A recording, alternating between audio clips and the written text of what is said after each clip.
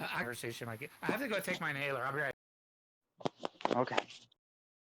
Don't die. Walking the dog. Kathleen, at sometimes your South African accent comes out more than others. It's quite good. I guess when I I get, noticed it as well. I guess when I get angry. It is ridiculous. At times it's like, hey, Bacon, wouldn't tell me, right? It's 11 years.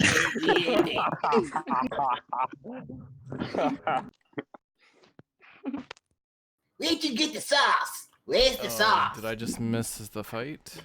Yeah, Trump debate between Kathleen and Bacon Bone. I tried to chime in, but I'm just really not good at expressing like politics and political facts or whatever. I'm not really good at that stuff. It's all right, Yuri. Yeah, I would jump into the battle, but I mean, I'm just waiting for Bacon to come back. I'm not a single guy anymore. I gotta think about this type of stuff before I jump into battle. Wait a second. Who the fuck are you with now? Who's your girl or boy or whatever? Oh yeah, I'm with Bun now. Oh my dear God. So I can't jump. I'm talking all that shit about Bun. Like I can't No, jump. look what happened. I can't. My days of jumping head first into this type of stuff are over. I gotta. It's not just about me anymore. It's. I gotta think about other people too. Are you serious?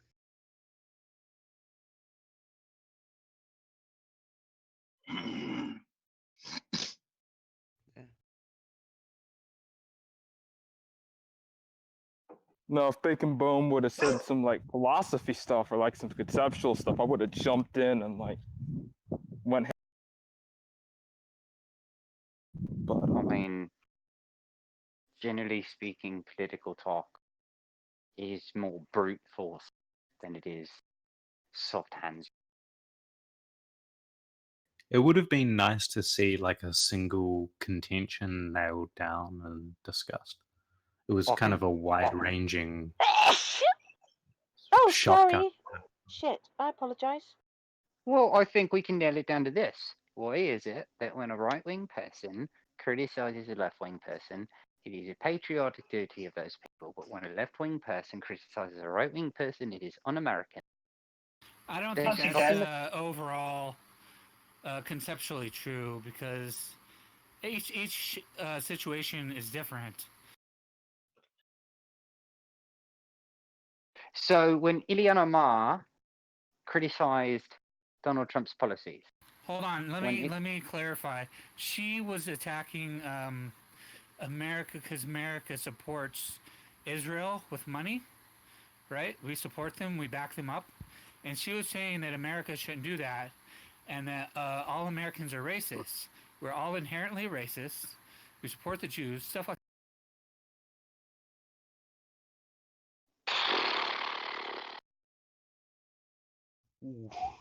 You know, Let's it's find actually the a tweet exact of what Trump. she said. oh, is that King Deadpool? Oh my God! Yeah. Man. Hey, Yo, it's been what's a up, while. man? Oh, is that that's not Deadpool? what Oh she my God, said. Deadpool! You Deadpool. picked a really good time to come back. You're safe now. Layla's not gonna hurt you again. Don't worry, it's been a while. But Bacon, she did not actually say that. Oh, I remember this guy. Oh, what's up? Hello. It's just. Look, This it's is been a while. Bacon Bone, remember? Yeah. Yeah. You don't want to offer me to fuck your wife at the same time. Yeah, man. You still want to do Welcome that? back. A very generous offer. Very generous. Yeah, I'm still because your dick thingy, so you'll probably be able to please her more. I'll fuck her in the mouth, and you can bang loosen. No, I'm a one woman man. Did you say you're a one mouth man? You're one home. Yeah. Yeah, I know. I know the feeling. Deadpool. I mean, Taken 2. So. Oh my God. So Oh, that's- Bacon, let me. Hold on, wait. Congratulations, Tom. That's really Thank cool. you. Thank you. Yeah, thank Josh you. was talking shit upon today, and once I found out, you know, I couldn't believe that. Yeah, he was... you had me at Josh was talking shit. He's banned. Thank you, Bacon. Josh wasn't talking that much shit. I mean, it wasn't shit. Yeah, he Tom. told her to shut her mouth. He didn't want to hear. Yeah, he's banned. Oh It's no, I fine. don't know about that. I mean, you shouldn't just like take like one side of the story, Tom. Oh, well, can anybody else cooperate? Look, with when what it I said? comes 'Cause- when it comes to bun, I shoot first, ask questions later. So Bacon, you asked me to provide evidence of the quote that I was talking about with Donald Trump's tweet.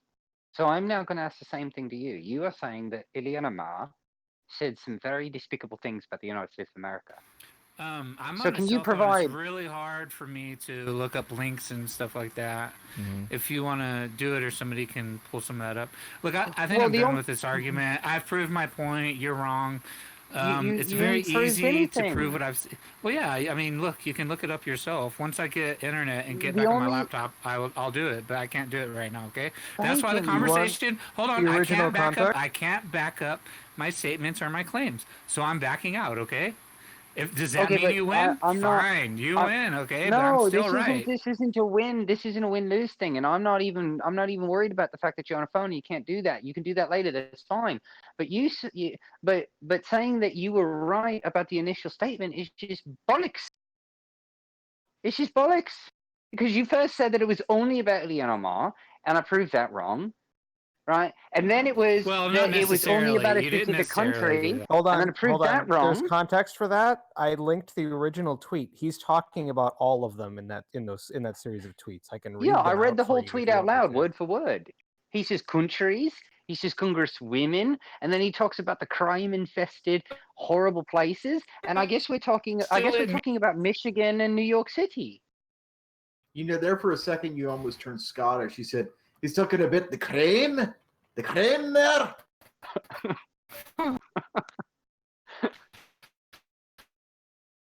However you want. I love you, Bacon. Like, Aw. I have to go to the country. I have to go to Is it me or is it Bacon? Just It's Bacon. God hates boomers. Bacon, let's you move sound like on. There's fucking probably Optimus more. Prime. Bacon, don't blue Yeah. ball him. Well, I'm curious. Before we move on completely, I want to talk about something. Bacon, I noticed in your roles that you're a materialist. Ooh. Good job, Bacon. Are you a materialist? Wait, are you a materialist, Bacon, or a physicalist? Answer the question. Okay, whenever I was here before, I understood a lot more of the philosophical terms than I do now. I've forgotten some of what the things like that mean. Yeah, physicalism or So- materialism is just the thesis. Typically, it's just the thesis that all things are reducible to physical states. So humans are just comprised of atoms, molecules, things like that. That's Yeah, I could agree with that. Yeah, sure. Why? Have you Okay, heard of so if you weren't, then that would mean you believe in ghosts and spirits and God, right? No, I don't believe in disembodied minds. So you're a physicalist too, then, right? No, I'm a intentional realist. Yuri doesn't know what he is, Bacon. Yuri changes Shut up. I didn't philosophical interrupt you, positions. Kathleen. I didn't interrupt you. I didn't interrupt you, Kathleen. Okay, just really quick, just for everybody's information, I'm not a philosophist. So when you use these big terms, if you want to use, okay, whatever. If you want to use these terms on me, you're gonna have to explain what they mean, or you can talk like a layman, because I'm a moron. Okay. Intentional realism simply is the thesis, right? That intentional states are normative, right? And because of their normativity, they don't follow a law-like relation, which means they're not physical. They don't have a spatial extension, aka they're immaterial. So like, oh no. So Yuri, when when you you- say not a law, like, so if rocks fell down the hill, they wouldn't necessarily be falling down the hill. They could fall up. Or am I reading that wrong? Did I misunderstand? That's about right, Bacon.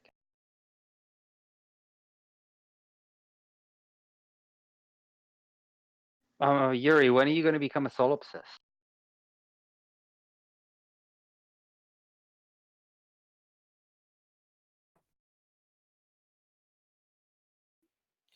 When he's instructed to, Kathleen. When he's instructed to. I wonder if Vic knows Jack's response to solipsism. You know, they have a response. It's Yeah, something that I know it. I was just wondering if you're in. Oh, I won't say it then if we're testing near. I wonder. I've got this idea in the back of my head where we've got like Jack sitting in front of a computer with like one of those old calendar Rolodexes. It's got each day of the week on it and a little place to write note, and it says, "Today Yuri will be this." And then he I'm just back. like picks Wait, the no, card off I'm and back. says Yuri My a message phone and fucked says, up. "Today My Yuri phone will bleeped be up. this." And he Kathleen? flips the Rolodex Wait, and it hold says, on. "Today Yuri will be this." Kathleen, Kathleen, pause. I'm back. Pause, Kathleen. I'm back. That's fine. I'm We don't need Yuri. your report. Okay. So, Yuri, relax. Bacon Bone, where There were was we a at? question. Yeah, there was a I'm question cool. on the No, I'm table. cool. There was a question What? on the table. What's the table? What's the question? What is your response to solipsism? Why would that be relevant to what me and Bacon were talking? It's not. You were asked a question by somebody else. Oh, I'll deal with that. I predict that person's name is Rise, so No. I'll talk to that person later. No. Luke asked you Who's Not that? right. if you knew the response to solipsism. Oh my god. Oh my Right, I god. don't To be see fair, how. Kathleen asked you when you're going to become a solipsist, and I wondered if you knew Jack's response to solipsism. I have an idea. I don't know if I can articulate it the same way Jack can, but the Look, idea. we're all charitable in the solip- room. Just the do your idea. best. The idea, in my opinion, is that I'm not going to give like a syllogistic argument or back up the premises. I'm just going to give the gist, right? But the idea is simply that due to us having to appeal to certain value properties, right? Those value properties or things that are external to us, we're going to have to appeal to, right? But under a solipsist worldview, you wouldn't be able to appeal to like these value properties, right? Or these external objects, right? That exist. So that's I think that's like problematic. Do you of a want me? solipsist system. Do you want me to give you something I view to be a stronger response to solipsism than that? Sure, yeah, but I really want to get back to what Yes. me and Bacon Bone were talking about. Yeah, go ahead. Sure, I'll be brief. Oh, hey, Are you Bacon Bone. familiar with this idea of a private language? Jay. Yeah, are you talking about like qualia or whatever? Things Right. like that? Right. Well, let's grant that solipsism is true for a minute, right? And we take the proposition, I am the only mind that exists, right? It seems like that proposition, per the private language argument, is not going to mean anything if it's within a single mind, right? Because if Wittgenstein's view of private languages is correct, then the only way a proposition like that can be intelligible, or the only way a sentence can be intelligible, is in virtue of social circumstances, right? It would have to be expressed in a public language. So if the proposition only exists in your mind, then it would be by definition incoherent. I like that argument better. I'm gonna have to learn that one. I definitely want that one under my. There's also a response to how to say it, a similar response to yours that is like about skepticism about the external world, where you just make the argument for content externalism. You're saying you're referring to Yeah, my that's the thing. response or his? That's my response. My response is like content external. Yeah, but you don't have to do it with value properties. I think content fixing is a better argument. Well, I don't know what it means. I mean, I value properties. I think are, I think value properties, right, is a subsection, right, with content externalism. But content externalism is just saying. Content externalism value is just properties saying. Value properties are like a little bit more, I guess, more like controversial with people. I find people are much more willing to accept externalism as a concept if you bring up the content fixing objection rather than the value property objection. Right. It's just the view. It's just the view that, like, if I have a belief about a tree, right, that content's going to be external to me or causally efficacious, right, to my agency or to my beliefs, right. Yeah, and if you're going to say that you have like more than one concept, you're going to have to appeal to some individuation criterion between them. And if that criterion is another concept, you just get an infinite regressive concept. Right, right. No, I understand that. Yeah, I'm familiar with I actually have an argument against libertarian free will via content externalism. That's for a different time. Regarding the private language thing, right? If we go back to a proposition that is only held within one mind, Wittgenstein argues with the private language argument that there's going to be no criteria for correctness, right? Because within a mind, it's just going to be that whatever seems right can be right. There's no criteria. There's no external criteria for determining if a proposition is true or not, right? That's why I said it would be incoherent. Right. So Bacon Bone, I guess you were at. So I heard you ask a question right before my phone cut out. What was that question? I don't know if you're still there. Oh God, dude, I can't remember that. Yeah, so I'll just run back what we were talking about then to make it easier. Maybe that will trigger the question. So I'm saying There's something about gravity and a ball going uphill. Oh Yeah, yeah, you were saying what you were, and I was saying, oh, is that you don't believe in physicalism or something? And I was saying, oh, is that like a rocks rolling down the hill, but they could actually also roll up the hill? What are you referring to? What you said you were. You said you weren't a physicalist or some shit. Well, I was just saying physicalism is just the thesis, right? That state, mental states, right? Because physicalism typically, there's a difference between physicalism and materialism.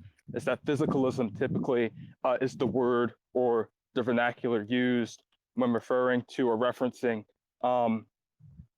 theory of mind, right? Materialism just has to do with like, I think materialism is an epistemological question, right? On what things are, but physicalism is just has to do with theory of mind. So when you say you're a physicalist, right, you're just saying that all mental states are like reducible to the physical. So there's like no immaterial extension a part of humans. We're just made out of physical stuff. That's the idea. Okay, I see. Really quick, Laku, the only reason that Josh can wreck most people on here is because they don't understand his terms, and he knows that, and he confuses it on purpose to make his points relevant when they may or may not actually be. What you just said was a Bacon Bone. We can go ahead and move on to another conversation. Go ahead. Anyway. Well, we'll go back and finish this one, right? So now I'm going to explain intentional realism, right? Now, intentional realism is just the thesis that intentions are normative, right? And don't follow law-like relations like physical states, right? Oh, so yeah, that's what you said. Yeah, that's what I was talking about the rocks rolling downhill. That you said they don't follow that, so they could actually also roll uphill. That's what I said. Well, a law-like relation, right, is just the idea that when I strike a match, right, due to the law-like relation of the theory of combustion, right, when that light matches due to the oxygen that surrounds it, right, or how the Earth rotates around the sun, those are things that we would say follow law-like relations, right, that are physical. But intentionality, on my view, and I'll just define what intentionality is. Intentionality, or first order intentionality, it's just me having aims, goals, beliefs, desires, things like that, right? And when I say that those are normative, something physical couldn't have that, right? Is what you're saying, like a rock couldn't have. Yeah, because they're normative, right? Because I just take normative to mean that they can either be in or out of accord with some particular. So they don't follow that law-like relation, right? So if I intend to reach for a glass of water, right, I have the potential to fail, right? But we typically don't use failure when we refer to like physical things. We wouldn't say that the Earth failed, right, to rotate around the sun or whatever, right? Well, wait, if the engine in a van doesn't physical thing, we could say that about, we could say that about some physical thing. Well, the difference is that's just equivocating, right? The point is, right, is that we typically, that when we say that an engine fails or that like a heart fails or something like that, we're just saying, right, because we're anthropomorphizing it with like agency, right? That's all we're doing, right? But we wouldn't say that that object itself or that rock or that engine, right, it itself failed, because that would imply that has agency. We typically, that's why we even refer to cars as she, right? Because we're just implying it doesn't have agency. It has intention with the person who made it. There is an intention there to start. Right, but the physical thing itself, right? The physical thing itself doesn't have the intention. If we wanted to derive an intention, we would appeal to the engineer, right, or the programmer. That's the idea. Okay, I see. Yeah. Yeah. So the argument that's typically given to demonstrate why this would be the case is an argument known as the rule following argument, right?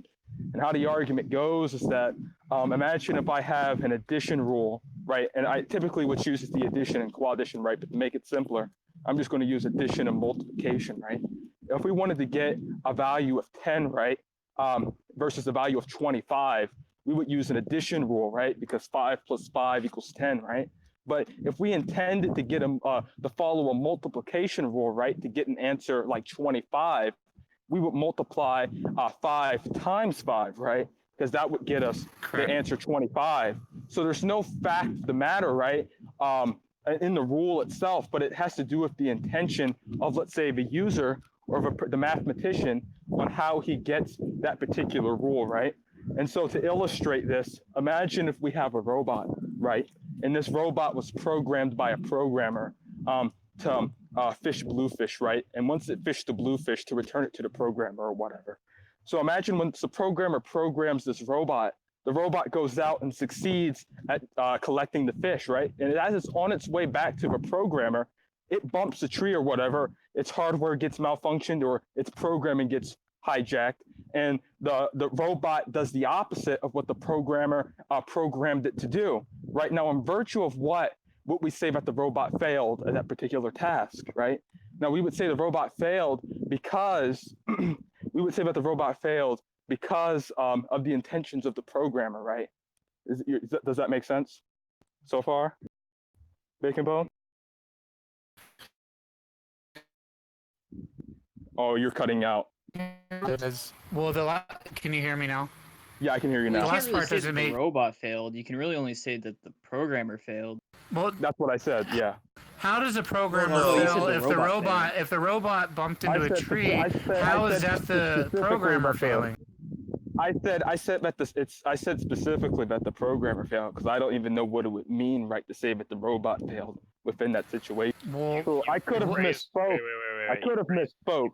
You phrased the thought experiment in a weird way, right? You don't want to say the robot fails at doing something. I never said the robot failed. I know. I'm just but saying. The robot did fail. You ideally want to say that the robot is doing something wrong, right? And you cash out the robot doing something wrong in virtue of the intentions of the programmer, which can't be reduced to a physical That's literally what I just said to Bacon Bone. I'm defending you. I don't understand. Okay, the part I'm confused, and remember, I'm not a philosophist, is that how is it the programmer's fault if the robot bumped into a tree?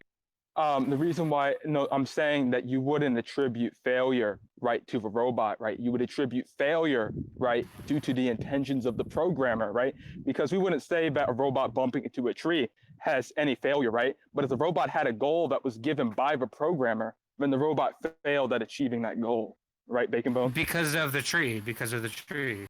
No, the tree is irrelevant, right? It's because the robot failed to fulfill the goals of the programmer, right? The programmer's because its program was deviated because of the bump.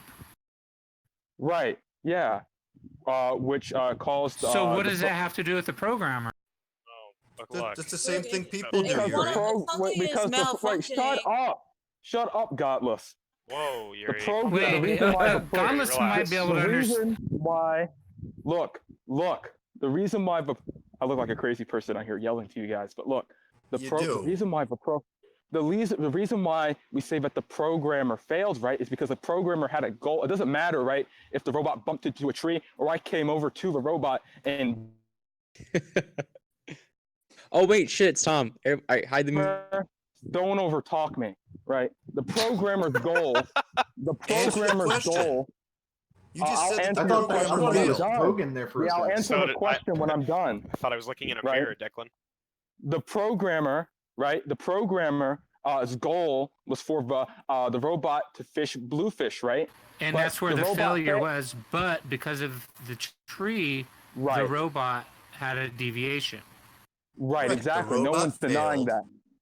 No one's denying that. No, the robot wouldn't have failed. The robot. Yeah, I want to hear what JJ. I want to hear JJ. The robot wouldn't have failed. The robot wouldn't have failed, right? You don't need to yell. The goal. the goal is prescribed, right, to the robot through the programmer, right? So you wouldn't say that a piece of metal bumping up against the tree. If I walk up and I just see a robot banging up against this mailbox that's right up next to me right now, right? I wouldn't say that, oh, looks like that robot is failing, right? But if I understood the goal of the programmer, right? Well, given context, I would say that the robot failed. I would say that the robot failed at that particular task that the programmer had for it. Right. Well, you're not giving context with this mailbox thing, though. Yeah, we're looking at this in two different ways. Look. There's two different groups of people Oh my looking in God. two different ways, right? What you're saying is the programmer had an intention for the robot to get blue fish or whatever the fuck color you said, right? And there was a deviation because of the tree, and you're laying it on the programmer, but we're laying it on the tree. Oh my Or the God. robot. Look. Yeah, the Look. robot. Yuri, robot- Yuri, Okay. just answer the one simple question. How did the programmer fail? The programmer, no, we say, no, look. No, you missed it. No, we say That that was the your robot. claim. You claimed that We the say that the robot- programmer failed, No, Yuri. we didn't. No, You we did. the robot. You explicitly said No, the I said- programmer failed. I may have misspoke, right? I Yuri, misspoke, Oh, well, Pogan. then I got correct it. that I got shit. it, Pogan. Yeah, Yuri, I got can it, I- right? Yuri, can I Shut inter- up, Yuri, Kathleen. Yuri, Declan, are you Yuri, there? let me interject for Declan, you for are a you there? second. Declan, are you there, man? Yuri, Yes, I'm Yuri, here. and I'm- Why? Oh, now Yuri's just crying No, for I'm not help. going to mute Kathleen. Jesus You've been talking Christ. for forever. You need to let someone else get in on the conversation. Yeah, Jesus Yuri, Just just let correct me. what you Yuri, said. Kathleen. hold on. I want to present Yuri with a situation that I think might help clear this up. No, for him. I I've want to been hear thinking about JJ it. or I- Gigi. Let Gigi clear it up. You've cleared Answer it the up. fucking question! Shut the fuck up, Kathleen. Gigi, you clear it up. Now do you that guys Yuri has understand what retracted the claim, go ahead, Gigi. Well, do you, Look, Bacon, do you understand what the problem, what they're saying? the Sorry. problem- there's Sorry. two- I wasn't done. I wasn't done, right? And Actually, we it can get this was over if I Gigi's finish. turn. Yeah, Yeah, we can let get it Gigi over. take a turn. Hold on, Gigi's Yuri. just Calm. gonna say You dumb need to take a shit that I'm deep gonna have breath. to No, correct. you need to take a deep breath, get a drink of water, and relax. While we're waiting for Burn. Why did I'm glad Darkies get so Hogan's having excited? fun. All right, Hey, look. come on. Let's just all something just drink some water and listen for a second. I just don't know why the physical. Hold on. The physical. Got like, this. Just everybody calm, okay? The key point here is to say that. we're Oh man, trying I was to- going to explain that part, Pogan. You want to go? I thought it was Jesus Gigi who was going to Christ. speak. I would have gave the clarification, all right? Yeah, knock it out of the park, my guy. Go. All No, you. you're saying the programmer had an intention, correct? But the robot is the one that malfunctioned because of the tree. So how can you say the programmer failed? Look, gonna- this is Failed, what I was. Yuri. This is what Do I you was want me going to to answer, or do you clarify. want to explain, Yuri? This is what I was going. No, I got Pogan. it, Pogan. I got this, Pogan. Listen, Pogan. But you I don't, got this, Yuri. right? Look, You don't, Shut Yuri. You up. One really of these don't. days. shut your mouth. She'll get Shut it. your Oh my god. transgender mouth. Whoa. Yuri, Oh. Yuri, Oh. sound, Whoa. Yuri, just Now settle listen. down, man. Yuri, Listen. settle Don't down. be sexist. Right? No, I don't Yuri. need you. I don't need you. I don't need you because you know Yuri fuck posting all cringe about the in the topic. club. You know fuck Yuri, all. Oh, settle now down. he's just memeing. This Yuri. is just, Look. yeah, this is just all Yuri, meta. This is Yuri, all you're just kinda- meta. Wait, Yuri, you're kind of becoming hysterical. I would have right been now. done, and Bacon Bone would have learned Yuri, something today, right? what I need to know, Yuri, is who are you saying failed? The robot, right? And the reason why we say that the robot Yes, failed the was robot due to failed. the intention. Thank we Was due to you. the intentions There, now of the we know. programmer. How Right. would the robot fail? The robot is just following the instructions coded on its memory. Right, Yeah, you would say that the robot failed due to the Except that it intentions of the didn't. program. It no, failed to the, follow no, the the instructions. programmer. No, the programmer failed. The programmer Yuri- failed to Ace. properly program the robot. We already Wait, said. hold we on. already Wait, said- Ace. We Ace, already were you You're wrong, here? Ace. Hold on. Were you here when Yuri said that the robot bumped into the tree, right? So the Yes, program yes, I was was. deviated, and he was saying that it Well- was the fault of the programmer, right? That's what I The got. Well, I tree- agree. I agree. The with tree that. may or I may was not agreeing have been a with Yuri when he factor was saying in the that. failure of the robot. Look, Yeah, no. let's- But Yuri- Hey. Well, just real quick. I'll be brief, right? Yuri has mostly set this up correctly. There's just a little, there's a tiny issue with what he's talking about. Okay, it's misleading to say. Are you going to ruin this, Pogan? Oh, Go we're ahead, doing Pogan. entertainment Go thing? ahead. Okay, yeah. Oh, Yeah, go ahead, Pogan. I thought. I mean, do you want Go to ahead, learn, or do you Pogan. want to like chuckle? Yeah, go ahead, No, go Pogan. ahead. Go Go ahead. ahead. Help Yuri. Well, I don't need any JJ help. wants I'm to just saying, chuckle, go ahead if he Pogan. needs to explain it, right? If he Well, needs to explain it, I just right? want Go. to know. I just want to know if this is like a No, chuckle. go ahead. Well, Okay. it's fun to Why to aren't we watch muting? Yuri Why aren't we muting JJ? I don't fix understand. himself. Can we get? Let me see what roles JJ has. Yeah. We need to mute Yuri. Yeah, no. Go ahead, Pogan. Help Yuri out. All right, look. So it's misleading to say the robot failed, even if he didn't, right? Just to clarify, because that implies the robot has some Well, he sort of did. intentions of its own, which it doesn't, right? Well, yeah, it trying has the to say intention robot of the programmer. The Right, we're getting- programmer yes, gave Bacon, it Bacon. its. We're getting there, Bacon. Yes, correct. The point of the argument is to show that the statement the robot is doing something wrong, aka malfunctioning, cannot be reduced to any physical fact, right? It's going to be reducible to the intentions of the programmer, which in this case are immaterial, right? This is why the robot experiment is an argument against physicalism specifically. Wait, why are the intentions immaterial? Well, because my you can't God. reduce them to any Look, physical fact, right? we That's need the to point of the second. argument. Pogan, wait, hold Intentions on. are What Before explains Gottmik the comes robot's in, failure, before Pogan? Gottmik comes in, Well, Pogan, we and wouldn't says say it's the dumb robot ass failed. shit, right? Why? Before she comes in and says dumb shit, right? We need to bring in the Yuri, second you've said more than enough We dumb need to shit bring in the yourself. second. Stop Look, I telling was people I was that they're saying interrupted Yuri, you're out of several times. control. Pogan is handling this now. Oh my God. Yeah, Pogan, you go ahead, motherfucker. I love how I mean, I'm Yuri's not- channeling Shamos right now. This is Has fucking anyone awesome to watch. has anyone noticed how Yuri says motherfucker where it has a V in it, like motherfucker? It's a Yes. So Who is JJ and Godless, just real quick, gangsters. It's important to note that the robot did not fail, because it seems like that word is charged in the sense it carries some sort of intentional value, right? It's important to keep in mind. Right, we're just saying it's malfunctioning, and then the question is, in virtue of what is it malfunctioning? We'd all agree. Well, we'd say it's malfunctioning in virtue of the intentions of the programmer, and then the question is, okay, can we reduce the intentions of the programmer to any physical fact? Malfunction is just yes or no. means to fail. So intentions by are just- injecting the word malfunction, you're not getting away from the fact that it's failed. Right. So there's proper function and then there's malfunction. And a malfunction is a failing the of the proper important thing with function. malfunctioning as a term is right. That a malfunction is a failing of the proper function. Can't you say deviation? Wouldn't that be a good word? I'm just saying I don't think he's getting any. All I'm saying is I think injecting the word malfunction hasn't purchased you anything. You could No, I just just say think it's failing to injecting do the what word it was malfunction hasn't programmed. purchased anything. You're still talking about failing from It's the. acting from out the, of accord with the intentions of the programmer is what it's doing, right? That's Why does that specifically what is matter? happening. And then we're just asking, okay, so what physical fact can be reduced? Look, if something sorry, what physical fact can the fact that it's Look, acting this is out why I of wanted to how do it it, functions, Pogan, and this is because its I always just right, ran and there's over going to be these no physical fact that explains that. Okay, the problem is. program directed it into a tree.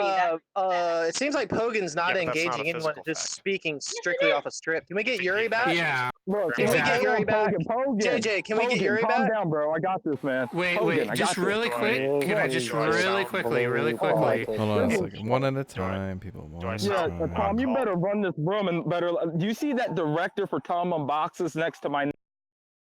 I don't know why you think I'm not calm. Stop over talking me. When But it Tom sounds says like- to be quiet and take a turn, that means I get to speak. But Wait, Pogan was understand? And I'll over. let everyone Pogan else was over. know. Yeah, I think we When should they- let Yuri speak because You weren't even Pogan's not speaking. adding shit. Yeah. nothing. Yuri, why don't Yeah, you take Pogan. point on this one, Yuri? Go ahead. Yeah. And that's something. Pogan did an excellent job of trying to explain what I did, so no one You should did be so hating good on that Pogan, now right? you're taking But over. the point, Go ahead. But right, the point is right is that we would Right. appeal to the robot's failure due to the robot being out of accord with the intentions of the programmer, right? That's what I And just now the question is, yeah, I'm just rehashing what you said because I like the way you phrased it. So look, the point is, right, is that can we say Right. that the intentions of the programmer, right, are reducible to a Right. physical Right. state, right? And this is where the second robot comes Right. into play, right? Now imagine if we have a Right. physically identical robot, right, in which Right. Right. Yeah, I knew you guys were going to do that. I saw that came out like. Look, so can we say that the intentional states of the programmer, right, are reducible to the physical, right? And now this is when the second robot comes in. Now imagine if this robot is physically identical from the last one we just talked about, right? And this physically identical robot was formulated instead of by a programmer, it was formulated by a tornado in a junkyard, right? Now, in virtual, what then can we say that the robot, mind you, is doing the same function as the previous robot because it's physically identical. The only difference is that this robot was formulated by some natural cause, or just like for just an expression for expression purposes, basically in a tornado in a junkyard, right? Now, in virtue of what then could we say? Almost got hit by a car. In virtue of what then could we say? Ow. So, in virtue of what then could we say that the robot failed? And the point is that the intentional states at that point can't be explained by a physical state. Why? Why what? Why what, JJ? 1 second, GG. Wait, why what, JJ? So you're saying that the tornado programmed the robot that it built in the junkyard? No, the point is, no, it didn't program, right? Well, who programmed the robot that the junkyard tornado? No, I never said that the tornado. I was actually very specific, and I was actually quite impressed with how cleverly I crafted the second robot, right? The point is that the second robot, right, is physically identical to the previous robot, right?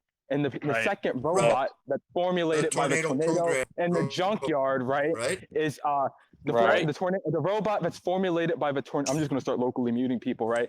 The robot that's formulated by the tornado in the junkyard is acting out the same function as the robot that was programmed by the programmer, right? Now, in virtual, then could we say that the robot failed? Virtual, what then could we say that the robot failed? And the point is that the issue here. The point is the issue of who programmed the tornado robot. The point is that the robot can't. The intentions can't be reduced to any physical state, right? They can't be reduced to the. Who programmed the tornado robot, Yuri? The point is the tornado is just a figure of speech, right? You could just replace it with anything else.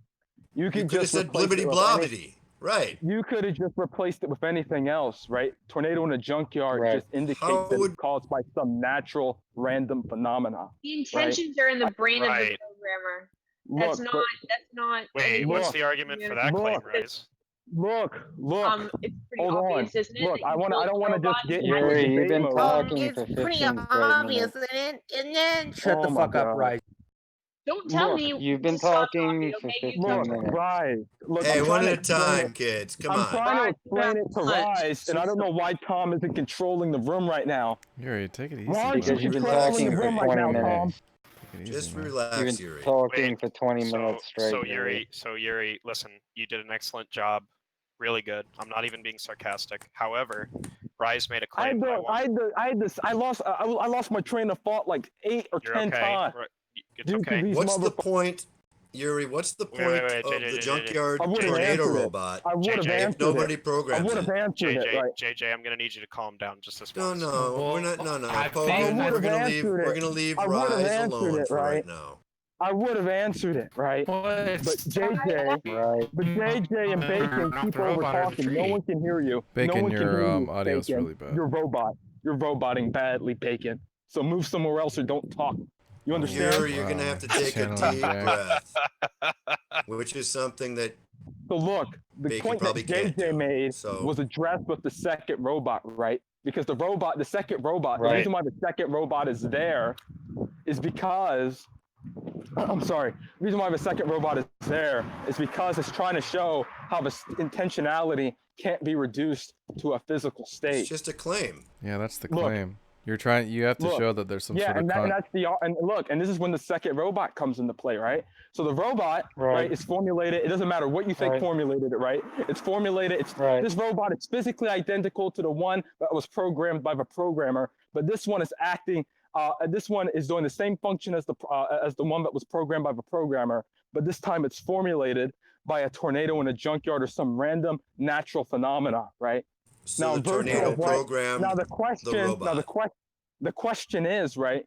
what can we appeal Just to avoiding. say what can we appeal to say that the robot failed, right? And the point is that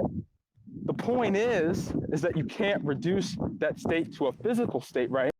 Now I know some ignorant asinine asshole, right, is going to jump in and ask why, right? But I want to know, I want to know why not, or why what? Sorry, not why not. Why what? You're the one who's saying it's incoherent, right? To have the intentions, as because a physical manifestation in it was demonstrated. Sorry, it was demonstrated by the robot. No, you were talking about the robots. Rice brought up the Right, but the programmer. That's just begging the question, right? Because we already. Everybody but you is begging the question, huh, Yuri? Look, we already established, dumbass. You haven't established shit. Right. We already. I'm actually serious this time. People are getting locally muted. JJ's already locally muted. Oh, come on, Yuri, stop it. Oh, you're serious now. Yuri, come on. Now you're just gonna mute people so you can preach? What are you, Turk Dawkins? Right. What a fucking coward. Right. I'm addressing you right now, right? Is the reason why it can't be reduced to a brain state, right? Or due to the you're even missing the whole. You're even missing the whole thought experiment, right? No one's denying, that the intentionality was due to a programmer. We're just saying that the intentionality. What happened? Cut off for. He's gone. He got out. Wait. Yeah. So Rise. Just stop talking. Did you get hit by a car? Oh my God! Thank the Lord Jesus Christ, the Holy Spirit, and the Son of God for fucking shutting that thing off. Well, I wonder if Yuri realized he was talking himself into a corner. Hey, Rise, what's the argument for intentions being physical? Go ahead. So my point was that you have the programmer who you're saying has built this robot with a certain intention in the program, and the robot then goes and hits a tree, and that wasn't intended, so failed. Now, the intention of the programmer is just simply it simply could be described as a fact in their head that was based on physical interactions. There's nothing that states this has to be something that's existential. Like, there's nothing that says it has to be something that's above and outside of nature. And now $2 word there. What the fuck are you on about? So I should probably just use a. I'm back. Let her finish. Pogan, I'm just saying that there's no proof either way on that, so we can't assume that it is something that is outside of the natural world. Yeah, but with the tornado, it's. Yeah, but Rise, you made a positive claim, right? You're not saying you're agnostic on. Yeah, you did. What I said was we can't say necessarily that they are not physical is what I had said. Yeah, I didn't say that they are definitely no, we cannot say we definitely can, right? Due to the second robot that I presented, right? Because the second robot eliminates the second robot. Look, you're right, it isn't a failure. You're right, it isn't a failure. It isn't a failure, right? What's wrong with that? There's no right, you missed the whole point, right? The whole point of the thought experiment. Right. The whole point of the thought experiment. Tom, you need to start muting some people, man. I'm quitting, and I'm not helping you with that bot. I swear to God. Jesus, Yuri. Well, fuck right off, Yuri. As soon as Yuri has the power, he starts misusing it. Holy shit. Yep. Yuri, come on. Maybe you should just take a break a little bit. Just get a little hot. No, I'm good. No, I'm not running away from this, Yuri. man. You're not you know good. No, I am good. Look, I don't want you getting upset, Yuri. Look, Tom, you're not dealing with these people. I'm being. I was having a perfectly calm conversation, and I presented the argument just like Zach, Jack, Josh, or any of them would. No, you've actually fucked it up quite a bit, Yuri. You've been having a neurotic fit this entire time. Oh, maybe if you guys stop over talking me, right, you'd be fine. Right. I don't think that's. And then you stop having like Kathleen South African accent in the back, right? I don't think that's the problem. Wow, that is pretty annoying. Yeah, it is annoying, Tom. I mean, you have you have the Mr. Homeless. You know what's more you know what's more annoying? You know what's more annoying, Yuri, is Your having to voice, listen to hear that's you what's say more the annoying. word You right. talking to No, me what's is more more annoying right now. annoying is Both of you listening to suck at you that. say the word right after both of you every suck at that, third though. word that you say. That's what's fucking annoying. But I'm make just sure when pointing Jack out an comes in annoying here, habit make that sure you when Jack, have. Kathleen, make sure when Jack comes in here, no, stop. make sure when Let's not do Jack that. comes in here, you No, do the please, same Yuri, thing. please, I'm begging you. I'm on my knees, dude. Please, look. No, I'm good. No, I'm look, I'm following the Tao this or the doesn't go way anywhere. right Well, now. it's not good that you're blaming your fuck ups on other people annoying you. This Oh, doesn't I'm go not. I'm anywhere. not. Yuri, Look, listen. I'm not at all. I Yuri, presented the argument perfectly fine. Yuri, you are emotionally compromised right now. This does not go anywhere. Please relax, Look, okay? but I'm going to address Rise, right? And I'm going to be Hogan is done after I relieving you. address Rise, right? And I'm not going to be interrupted. Right. So the point is, Rise, is that you missed the whole thought experiment. Because the thought experiment is to show how there's certain states like intentionality just being aims, goals, beliefs, and desires, right? Right. Look, yeah, and the point is that with the second robot is there to because with the first robot, we can appeal to the intentions of the programmer, right? To say that the robot failed. But with the second robot, we don't have a programmer to appeal to, right? So in virtue of what then do we say that the robot failed? Yep. And we can't say the robot failed, right? Because that failure or that intention, right, can't be reduced to a physical state. You guys are ridiculous. Right. Right. Right. So, Rise, what's the argument for intentionality being physical? Go ahead. Sorry, But I Yuri, would you be so The kind? argument- Sorry, one moment. the Yuri, would you argument- be so kind of saying right instead of right? Thank you. Yeah, Rise, what's the say argument right. for intentionality being look. physical? Go. Okay, so Yeah, I go had ahead. I had addressed this like last time I spoke to you. And what I said was that what I said was that since we can say that it is possible that it is all naturalistic because the intention is constructed in the head of the person programming the robot. That's and his restating the claim. intention, Yeah. can I please finish? His intention could be justified by it being all natural. It also could be justified by there being another component. What you are saying is you are rejecting that it is all natural. You're saying that is not possible. Yeah, because and I due to the disagree second with robot- that. Wait, Yeah, but I the didn't second even. robot- wait, the wait, second wait, robot hey, establishes- Yuri, Come on, relax. man. Yuri. Anti farm for your best homegrown, all natural or What is happening right now? intention. What are you doing?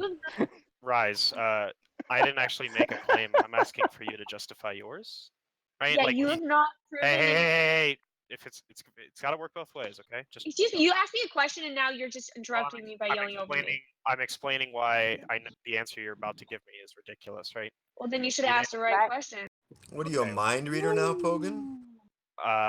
Rocks have intentions. Look, Oh the man, point I is wish just to say. something really bad happened to Look, the point, Rise, is that you made a claim, okay? And I'm genuinely interested in what the argument for the claim is, okay? I have made no claim whatsoever, right? I'm simply inquiring as to why you think it's the case intentionality can be reduced to the physical. Now, do you have an argument for that position, or do you not? I am making the claim that we can't It's know if intentionality is in the physical or if it's in, or if there's another. Yeah, but why would that be evidence for the It claim? can be reduced because there's no contradiction that's entailed, which you are saying that there is. Get down. Go on, get down. Yeah, you're the one who's saying that it can't be. You're the one that's saying is one Yeah, position. due to the second robot. Well, I didn't actually I'm the say one. there was a I'm the one who contradiction. presented the Okay, so argument, Pogan- right? And the so Pogan- contradiction. I'm the one who presented the argument, right? And the contradiction is through the second robot, right? Because through the second robot, you can't ground the intention with a brain state, right? Due to the natural phenomenon. Sorry, can I? So, Only so the phenomena present in the second or first robot. You could ground it in the So, Pogan, do you think it is possible for everything to exist in the natural? Do you think it's possible for hard determinism? Well, I need an argument for your claim before I answer any questions. I did not make a claim. I said that it could be You made the either or. claim. That's a and lie. all I Dumbass. said. That's Dumbass. You make the claim. Logan, I took not. Rise to be making a possibility claim. Yeah. Well, that's what she changed it to afterwards. Yeah, sure, No, fine, Hogan is whatever. just being pedantic. Which one do you stick to? Do you stick to the claim that intentionality can be grounded in the physical, or do you stick to the claim that it's like metaphysically possible that intentionality can be grounded in the physical? I mean, I'm saying it could be either. That's what my point is that we can't reject Can't be either either. one as false. So But you're Tim, saying it doesn't matter. it can't But be it doesn't either. matter. Now, Yeah, Pogan, yeah, it are you can't be. saying that it can't be either also? All right, fuck off, Tom. Cam, it's kind of boring to just like shift a claim away from. Fuck off, Rom. I don't want to make a claim. I Yeah, can't make it a did claim, seem to Tom. shift. Fuck off. Yeah, it's It did seem It's to just shift. I irrelevant. agree with that, For Pogan. weeks now, so anyone can see that this is a view I've been It expressing doesn't for matter. weeks. Yeah, It doesn't clearly matter. what I've she not meant changed my position. was. It doesn't. No, look, hold on. It doesn't matter whether or not she makes a possibility claim or a positive claim, right? She's making it possible, like if you can ground intentionality in the physical, but you can't. Right, but she hasn't been Look at the convinced of argument. the contradiction yet, so you need Yeah, I already to. explained it You to need her. to. Well, hold on, Yuri. Well- Let me speak. I think that what you Sorry, need to Cam. do is show how it is the case. How it is the case that when you introduce the second robot, that it you can get a contradiction in it. Look, the reason why Well, is that Yuri, the you're right look, insofar as that the rule following argument is a conceptual argument, so it's against it even being possible. Did he get So maybe disconnected you again? maybe you and Rise, like Yuri and Rise, could discuss that argument. And that Look, might be interesting look, to hear that's just what the two of I'm them. trying. Look, that's Pogan, what I'm I trying still to heard do. your let's argument. make it a Oh my God, I one-on-one was Rise versus literally- Yuri. Is everyone 'cause I cool didn't with that make for a like claim, 10 Rise. minutes? Yeah, Pogan, look. why don't everyone you cool with tell that? us your position? Why are you Look, becoming why do you hysterical? keep jumping on Pogan? The reason why she Well, doesn't hold want to agree on, with me Yuri. is I'm trying to get because it she knows she's situated ass. before y'all go. Can we agree as a knows room she's that it's gonna be ass. Yuri and Rise having a conversation, and we'll just Can you chill see out for how like 10 he's minutes? dodging the question? He Rise, tends to could you do pull the this quite a bit. tampon out of your pussy and Yeah, realize that I Rise. didn't make a claim? Yeah. I Rise. didn't. Oh. Did I say I made a claim? Pogan Oh, did oh, it. Guys, really? I'm trying to Pogan did it. organize this. I'm trying Now to that organize Rise this. is being assertive, Hogan wants to resort Right. to sexism and call her Tom, why are you hysterical. allowing this to turn into Yeah, blue he's politics? attempting to stick his dick into something because he can't do it in real life. Tom, why are you allowing this to turn into blue politics, man? That's right. Oh, fuck. Rise has Yuri, adopted. just take No, it I'm easy, calm, man. Tom. I'm sorry, man. Kick I'm it out really of- calm right now, man. I I'm like really this calm. new Sorry, assertive I'm Rise. just sick of the yeah. Sick of what? Not understanding philosophy? That's We understandable. can make this more did. like of a one-on-one Look. without many. But who do you want to speak? Shameless has proposed Rise and Yuri. Is that okay? Yeah, that's fine, right? And because she knows she's fucked, and that's why she kept wanting to go on. Okay, so That's why he since I'm sorry, but Yuri, I Yeah, don't. since it's just okay, gonna be, really since quick, it's just gonna be really fucking quick, I really would say quick, that I really think quick, I've really already quick, Go ahead, really Tom. quickly, really Go ahead, quickly. Tom. Thank you, Rise. I'm about to Rise, mute her. thank you, Go ahead, thank you. Tom. Since this is gonna be a one-on-one, right? If other people talk or laughing or vape noising or saying right or Saying anything like right. that, Yeah, they're exactly. we're gonna mute them, right? And since Excellent. Pogan is a rabid animal, an attack dog, you talk to Pogan and straighten him out so we can hear it and tell him to stay the fuck out of it. Go ahead. Tell Pogan to Talking to stay. me? Yeah. Wait, what are we doing? Pogan doesn't listen Yeah, to Pogan, me. you need You to- talk to Pogan. him. Yeah, Pogan, I just need you to stay out this, okay, man? And let me handle it. Is that cool, bro? For like 10 minutes? I want you to know that I'm doing it because I want to, not because you asked. He But doesn't yes. want to. He doesn't want to argue the point because he knows that Look, he doesn't. he's have a leg Sorry, to stand. sorry. Do you have right? an argument for your claim, Rise? Yeah, I mean, you're you're starting. clearly Just dodging ignore. it. You've done this Just several ignore times. Rise, right? How could I be Pogan, dodging when she you is have the burden? scared. You've done this Pogan, several she's scared times. right now. That's why she doesn't want to engage me, because she knows she's fucked. All and right, she go doesn't ahead, know Yuri. fuck Go ahead. all All right, about yeah, philosophy. all you, dude. All right, go. Okay, No, cool. you chose to step out. Remember? Right. So the point is, Well, okay, actually, I'm gonna I was threatened with a Yeah. server mute. So. Oh, sorry. I thought you were saying that it Oh was my your. God. Sorry, I Oh thought my you had an God. argument for your claim, idiot. Didn't you say that? Are you now no. changing what you said? Do you have an Oh my argument? God. You literally. This is. Hold on a if you second, were to Yuri. listen Can to you Oh not my God. control even you can't control I that think when you rabid can- animal? I mute. We just need a server How mute. hard is Pogan. it, Pogan, man? We're just trying to get a one-on-one Yuri, here, dude. Yuri, Shut the since fuck up. since he's like I'm on about to your knock it listen out. to me, Yuri. I even let you take care of it. I even let Sorry, you be the one to tell him to stop. So now here's what's gonna happen. I'm gonna put it in your hands to mute Yuri, or sorry, Pogan. Okay, it's now your job. I'm not even gonna have to mute Pogan. It's gonna be your job. Oh, I got teeny bopper mods. I'm just joking. Yuri, go ahead. Look, I'm calm. Look, guys, I'm sorry for my behavior. I get really emotional about this philosophy stuff, and I think that kind of hindered me. But I'm renewed now, and I'm going to explain it in the best way I can of everything that I've learned so far. So look. Yeah, So cut Yuri, I down on just the wanted. emotionalism, please, Yuri. So Yuri, I Yeah. just wanted to say. So Okay. since you probably have the stronger argument to Pogan, it may be better for us to discuss it first, and then for you to come in and clarify. Do you think that may be a good idea? Well, that's what I was intending to do in the first place, right? Because the way you're approaching the argument shows that you don't know what the argument is. Yeah, so I probably should talk to Pogan first, and then No, you you know you shouldn't can have come in talked. and You explain shouldn't have everything. talked to Pogan God, first, dumb bitch. absolutely So not. You bad, shouldn't. dude. You people are terrible. All that You needs to shouldn't. happen now is Yuri was going to give the rule following argument and Rise was going to engage it. Why can't we just do that? Yeah, Look, that's what's happening. you're not going to get out of this, Rise, because you know you're fucked. And I tried to be Yeah, I'll cordial talk with to you you in the afterwards. beginning. That's what I'm saying. I tried to be No, you're- cordial. I'll talk to you afterwards.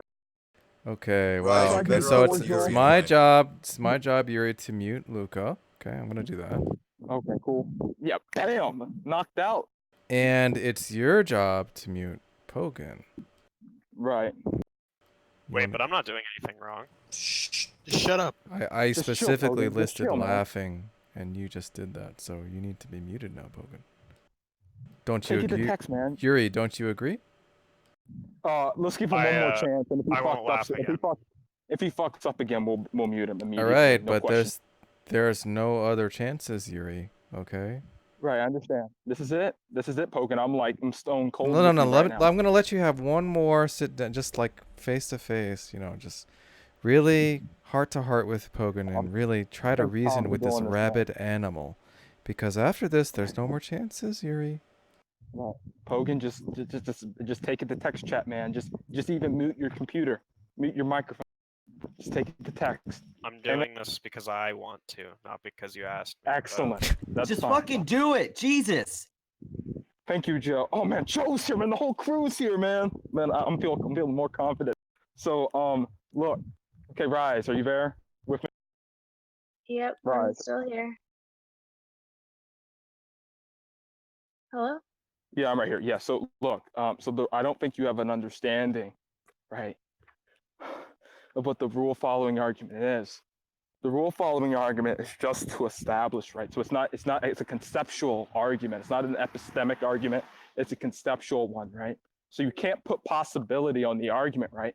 Because the argument is trying to show, right, how the intentions can't be reducible to the physical. Not that, we don't know or there's no fact of the matter, right? It's saying that you can't reduce the intentions to the physical. So the point is with the first robot, right? When the robot's goal, right, due to the programmer programming the robot to have the goal, the fish for the bluefish, right?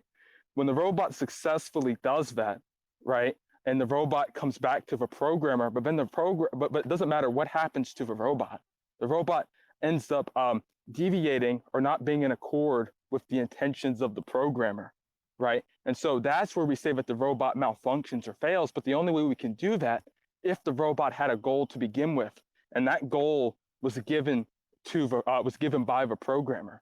Now we can create a physically identical robot, right? But the thing about this robot is that this robot wasn't programmed. This robot was created by some natural phenomena. Let's just say, i.e., tornado in a junkyard, right? That's it. So this tornado in a junkyard formulates a physically identical robot that performs the same action as the previous robot. Now, in virtue of what, and I think you picked up on this last time, which is good of you, in virtue of what, right, could we say that the robot failed? And the point is that there's no fact of the matter, right, about the robot being in or out of accord with any standard, right, because there's no programmer. So the argument shows how the intentions can't be reducible to the physical, right, because of that. Okay, so Yuri, Yeah, JJ, shut up, man. Tom, you about to mute? I immediately want to mute JJ. Yeah. I'll take care of it, Yuri. Thanks, man. okay, so Yuri, you're presupposing though that the robot has to have an intention and the robot has to necessarily fail. It's you're the intention is can easily be described as within the mind of the programmer, and it's just simply something that is manifested through nature, and That's the not in intention is contention. okay. That's not the contention. Look, I'm granting, Okay. right? It is in my view, right? But the intention is a part of the programmer's mind. In order for you to even have intentions, on my view, you have to have a disposition, right? But the Right. point is with the second robot is that there's no physical brain state we can tie that intention to due to the Yeah. second robot. And I think the best way to illustrate this is that physical states will follow law-like relations, right? So there's some law, right? So when I say that the Earth rotates around the sun, that's following a law-like relation. But if I intend or have the intention to reach for a glass of water, right, then I have the potential to fail to reach for that glass of water. So that description that we prescribe to that failing or that process of failing when I reach for a glass of water is known as a normative state, right? Normative simply means that you can either be in or out of accord with a particular standard. And that in or out of accordness, right, is what I'm saying can't be reducible to the physical because it doesn't follow that law-like relation. And Yuri, what I'm saying is that's not necessarily true. The brain could be the actions when they're enacted could be following the laws of nature, and the conclusions that the brain came to could be out of accord with what is going to exactly happen. Now, the perception that it's a failure could occur in the brain as a result of the fact that there was a different intention, and that could also be as a result of nature. There's not necessarily any contradiction there. Look, the point is, right, is that there is in the argument, right? The argument's a conceptual argument, so it's not making a knowledge claim, right? The case is that the robot was programmed, and when we say that a robot is either programmed to perform a certain action, right, we appeal to the intentions of the programmer. So the point is that when we bring in the second robot doesn't have a programmer. So there's nothing to appeal to say that the robot failed, right? So the point is that there's no natural or physical explanation that accounts for the intention, right, of that happened there. But the thing is that the robot went into nature and it acted according to the program, which ended up leading it to run into a tree. That's not necessarily out of accordance with the laws of nature. It is just out of accordance with the intentions of the programmer. Right. But that doesn't mean anything. Right. It does mean something because the claim I'm making, you're talking about a law-like relation or a disposition. And I agree with you, right? What you're talking about, those external pressures, right, I take to be physical, those dispositions or behaviors that people might have, those are physical. But when you talk about an intention and whether or not you can be in or out of accord with something, that's the only thing I'm claiming that can't be reducible to the physical, right? But my point is that you're not explaining why there has to be something outside of the physical. The intention and the perception of failure are perceptions of the programmer, so they're not necessarily manifest as something outside of the natural. I don't know what you're asking or what you're saying at that point. Can you explain what you're saying? So you're saying there has to be something intangible that explains this, right? No, I'm not saying that. Let me make it clear right now, because I think that's why this is so off-putting, right? I'm not a theist, or I'm not claiming that God provides for these immaterial states, right? I'm an atheist, so I believe that the concept that God is incoherent. But I'm just saying that that these intentional states, and I can get more into how my philosophy of mind works, right? But I'm just saying that these intentions, right? I'm not saying that anything. I'm not saying there's any God that accounts or causes these intentions. I'm just saying that the intentions within themselves can't be reducible to the physical. But what I'm saying is, how do you know that there's any intentional states outside of just what's in the mind of the programmer that has been manifest through, that could be manifest through nature? Well, the thing is that nature can't account for these intentional states, right? Because nature follows law-like relations. And because intentionality is normative, it doesn't follow a law-like relation, so it can't be physical. Well, I mean, the thoughts in the programmer's head could be said to follow a natural order, and the actions of the robot to the program. How would that happen? By what So mechanism would that happen? So the programmer could use their brain to construct a viewpoint on how to build a program for the robot, and that That's could be just done question begging. naturally. That's Sorry? just question begging. That's just question begging, right? Because the No, point is, how is it question big? the question that it begs is whether or not, right, the states or the concepts you're referring to are physical. You're just restating the claim and saying that they are physical due to that he can construct them in the mind. And I'm claiming that these things are constructed in the mind, but the mind that we're referring to, or the intentions that are being constructed in the mind, right, aren't physical. That's the point And I'm I'm saying. saying I don't think that we know either way, so we can't say yes or no either way. That's my point. It hasn't That's been that just you're irrelevant. wrong. How That's is just this irrelevant? That's just irrelevant, right? Because we already demonstrated. We already demonstrated why it couldn't. There's no probability that either one of us are wrong. The physicalists are wrong all the way, right? Because Sorry, the physicalist can't account for the normative states, and it's just claiming that these intentional states are physical, right? But however, But these that's like saying intentional that states. atheists can't account for God. I mean, you're Well, saying that these states aren't necessarily normative, and I don't think that's been accepted. Look, but I already as- demonstrated why. Already demonstrated why the intentions would be normative, right? Because if I intend to reach for a glass of water, right, the possibility, right, to fail at reaching for that glass of water, right? We wouldn't say that the Earth not revolving around the sun or getting hit by asteroid, which somehow stops it from revolving around the sun, right? We wouldn't say that the Earth failed, right? The possibility Because is that your typically- perception of what will happen is wrong in the laws of nature. It's not that since your perception could be right or wrong, you're controlling something necessarily. It's a conceptual argument, right? So I don't understand why you're appealing to perception, because I don't understand why perception would be relevant with the argument I just. What? I said I'm not understanding how perception would be relevant in the argument I just gave, because in the argument we already constructed the parameters for the thought experiment. Okay, I mean, I don't understand. So you're saying that what parameters? What are you referring? Look, we already defined what we mean by normative and what we mean by something that is disposed to do something. And what I'm claiming, what I'm saying is that because the intentions are normative, right, they can't be physical. I'm even tempted to say by definition, right? But it because hasn't they been don't. agreed that they're normative. You haven't proven these intentions are normative. Yeah, I did. Do you know what an intention is? Or what I mean when I say that something has an intentional state?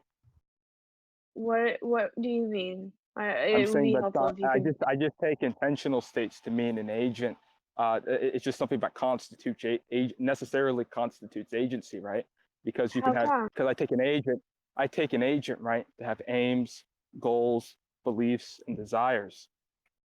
How do you know this is an agent? How do you know that it's not just, again, a manifestation through nature that is driving the programmer to think a Well, certain way and have a that certain would be irrelevant. That would be irrelevant, right?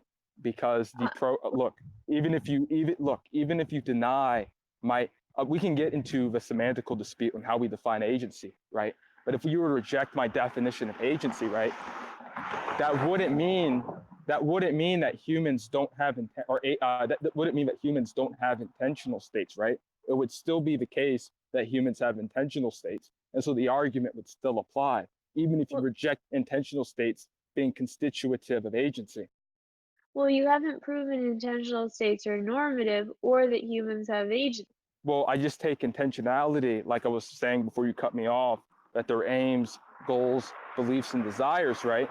And if I have an aim, right, or a goal, then I can be in or out of accord with that particular aim or goal or desire, right? Making them normative. How it's been manifest in your life through the laws of nature, it doesn't mean that your perception is it doesn't mean that it's out.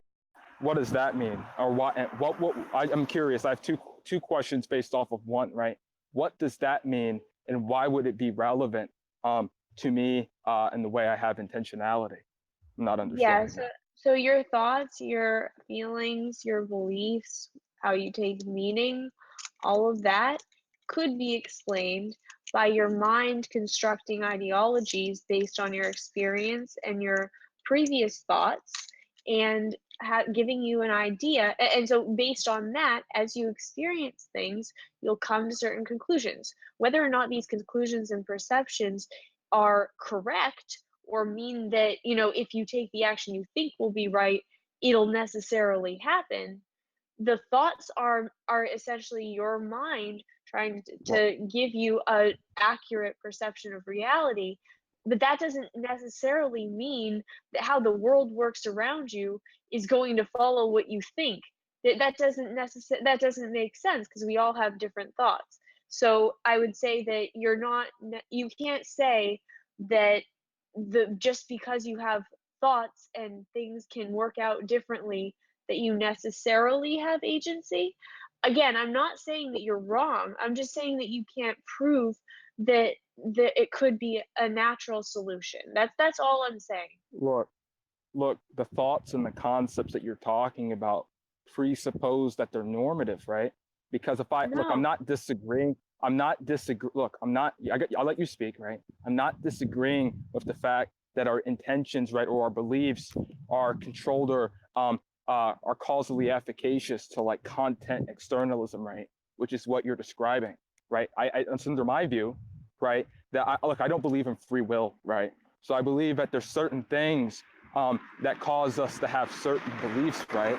But I'm saying that the beliefs within themselves, right, can't be reduced to that physical state, no matter even if they are affected, or my perception, right, or my beliefs are affected, right, by the outside world, right, or by the law of nature. Why can't they be reduced to a physical state?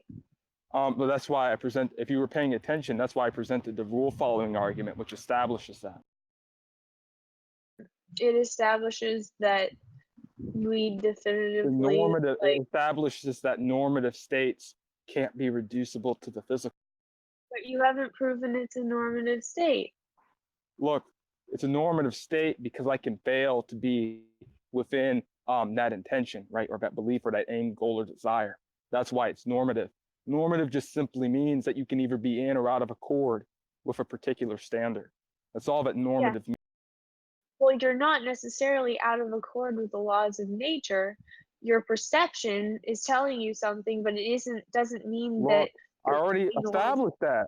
You keep not listening. I already established that I agree with you, and that my beliefs and my aims and my goals and desires and my perceptions are influenced by the laws of nature, right? Or certain law-like relations that exist independent of me, right? I said I'm a content externalist, so that's entailed within my view. I'm just saying that the beliefs and the intentional states within themselves can't be reducible to the physical. It doesn't matter whether or not my perception about them is true or not, right? Because I'm not denying that. I'm just saying that the intentionality within itself, right, it can't be reducible to the physical. So it's completely irrelevant to bring up perceptions, right, in external laws of nature and stuff like that, because I've already addressed that and said I agree with you, right? So I'm just confused on what you're not understanding about the argument and why you're speaking on it, because it's obvious that you know nothing about the argument at all.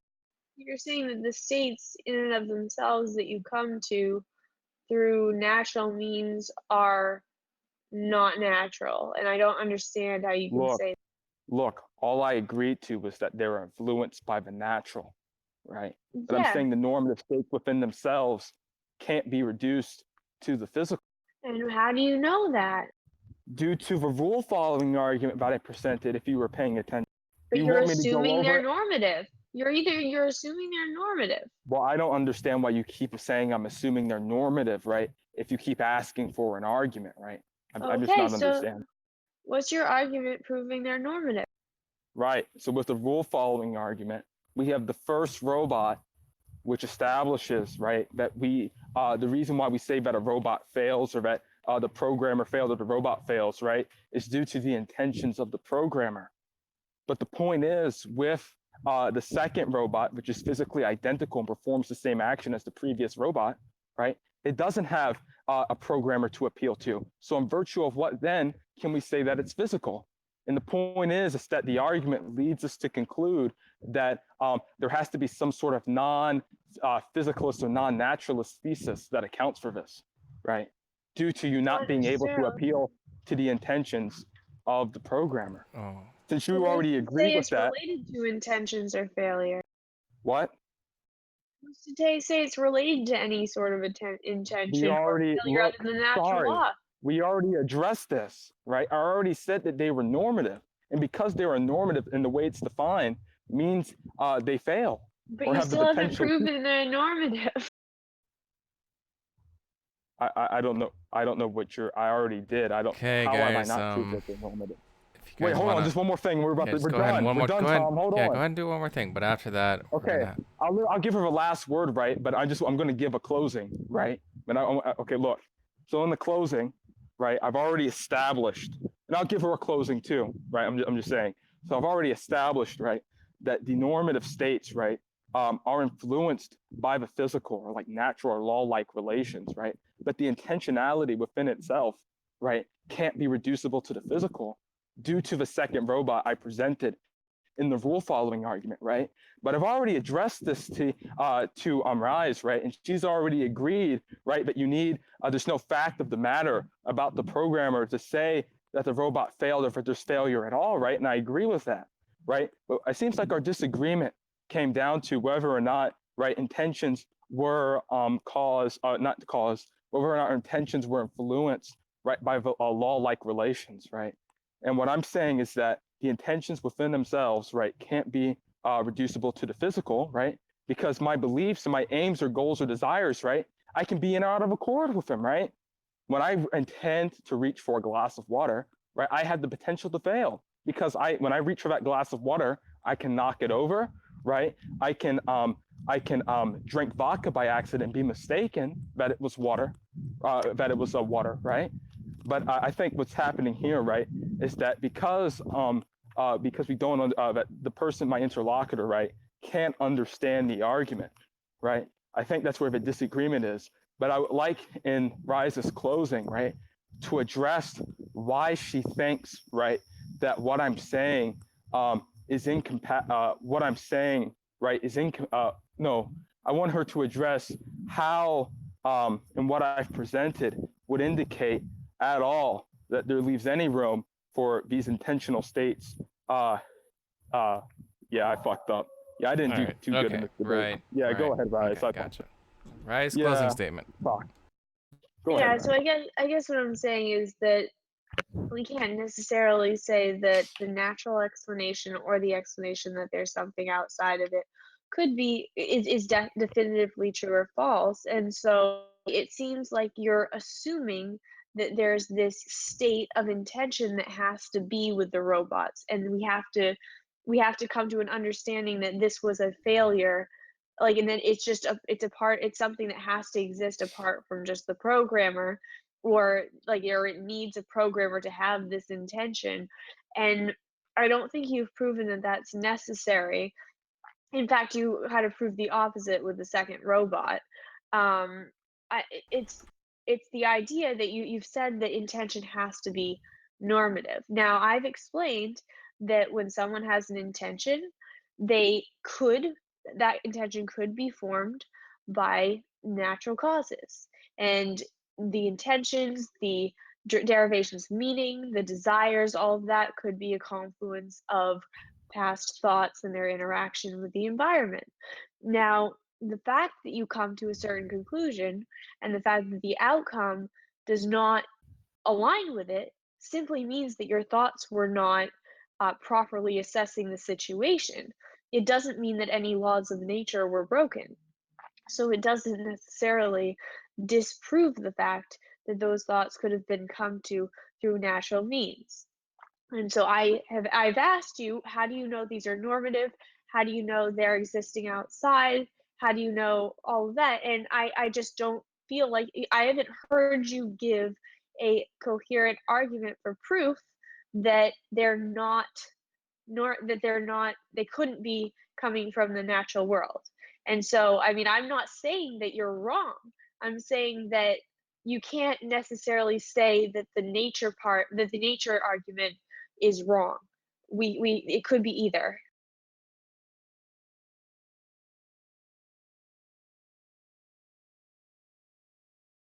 All right. Yeah, I fucked up. Yeah, you won that debate, Rise. I fucked up. Oh, fuck. Yeah. It's very noble of you.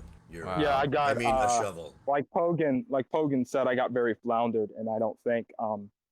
I think that I was like too emotional, and I was clouding my thinking and how I was presenting the argument. Oh. So yeah, I didn't. This wasn't my What best a nice debate. guy. This wasn't. What an honest man. This wasn't my best. This wasn't my best debate, and I'm sorry. Because It's very respectable. I'm not really worried. I'm not really worried what's about. interesting- Well, I'm not. Hold on. I'm not really worried about. I'm not really worried about I don't me think he losing ever the debate. presented it. Yuri, can I make a recommendation? Well, I really, I think I just want to say I'm sorry to like Jack, Pogan, and Danny and stuff like that because it's not really me. Shut up! Stop apologizing. Look, just No, because I made us look bad in how we present the argument. it's fine. And I presented the argument better before. Yuri, shut up. You're not apologizing for anything. This argument is basically the exact same argument every time it happens, right? So, make a Google document, cash out the most common objections that your interlocutor to what your interlocutor could say, right? And then when you enter this conversation again, you'll be more prepared. It's that simple. Well, Yuri, I'd say you did a pretty good job, and no one really has been able to answer that question for me. So, I mean, I enjoyed debating What was the with you. question that no one hasn't been able Look, to answer? it's just bad because look, Danny. She doesn't know that they make sense of intention. I'd like as Danny's being normal. question to get answered. I am Can answering. everybody? Oh, I'm sorry. Can everybody vote in the straw poll, please? I need a link. Can I answer Danny, and then Scroll you up. guys can talk over each other like idiots? Okay, Danny. He hasn't explained how they make sense of intentionality as being normative, and so she's arguing against that. Which She asked the question like, how do you prove that intentionality is normative? yeah, she's been saying like roughly, you haven't demonstrated that intentionality is normative. Rise, it's like asking how do you prove that a bachelor is a married man or is a man. It's what we mean by intention. Now, well, we can explain why. So she defines an intention as being a physical fact. Would you accept that? I mean, if that's incoherent in my view. No, I think that's incoherent in my view. Do you think a bachelor being a married male is incoherent? No, but if someone said I define a bachelor as a married woman, then I wouldn't know what they're talking about. Guys, the straw poll, who won Yuri versus Rise? Yuri got 0 votes, Rise got 4, and the option of I didn't understand what either of them were saying got 4 votes. So it's a tie in between we don't understand what they were saying and Rise winning. But it's I was really glad that third option was there. But it's a very difficult topic. It's like if that's Yuri what I voted for. It's like Same. Yuri started a game and went to like level 100 boss. You know, I mean, it's just not a very good way to. Well, I think Rise is up there, maybe 90 in the 90s. I don't know about 100. Can you? She is in a way, though. Danny, can you please update the list? I think. I don't think I've talked to Rise for 2 hours and I was unsuccessful. Look, but Yuri has formally conceded, and I think there's. I've conceded to Rise. I can't get through to her. No. Yuri didn't say that he conceded that he didn't get through to her. He conceded that he lost the debate. He legitimately said, "I fucked up." Well, let's look at the list. Is there He's been anyone fucking up this whole time? I listened the entire time, and I don't think Yuri ever presented the rule following argument. I think he was talking a lot about robots and the intention of the creator and stuff, but I never heard anything akin to the rule following argument. So the rule following argument is about for any rule there could be people that. I mean, seriously, he never did, not once. Can you keep it within the scope of the robots? especially the tornado robot? Well, let's not do that. Let's take care of this list real quick. Danny, you posted? Look, in virtue of what are you able to say that this robot is failing to perform an action, or just like correctly performing some like other unknown like action, right? The programmer programs a robot to do A and B. So if we see the robot doing C, it's out of accord with what the with what the programmer intended the robot to do. But if we're just talking about the physical stuff, you're not able to say that about the robot. For all you know, the robot, when it does C instead of A and B, is actually acting in accord with some other set of rules. Yeah, it is. Real quick. That's what I updated. I just updated the list. Real quick, Tom, Luca is requesting to be unmuted. Oh, sure, yeah. I can do that. Thank you. Welcome Guys, back. don't Luca. Yeah, I don't think do Joe Southern accents. did it better No than one ever Bree does did. them well. You thought I'm that was sorry, a Southern accent? Sorry, Seamus. No, what Luca did was do some Oh, weird okay. Southern accent. and that's Why why he's is muted. Rise below Yuri? Seamus, what were you saying? Yuri's pretty I said high. I'm just saying that I think Joe explained it a little bit better in terms of the rule following argument, because you need to have. Hold on one second. I'm playing a video game. You basically just show where there's like some type of function, and then there's also some type of deviant function that's congruent with the same function. And so, yeah, I think it probably needs a little work. I think the quaddition thing's a bit better.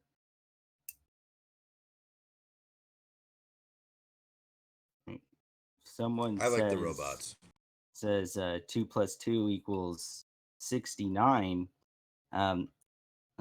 In virtue of what can you say the person is incorrectly using the doing addition, or correctly doing quaddition, which says you add 2 + 2, it equals 69. Well, those aren't exclusive, are they? What? No, look, rules. the idea In is like virtue of how, the rules.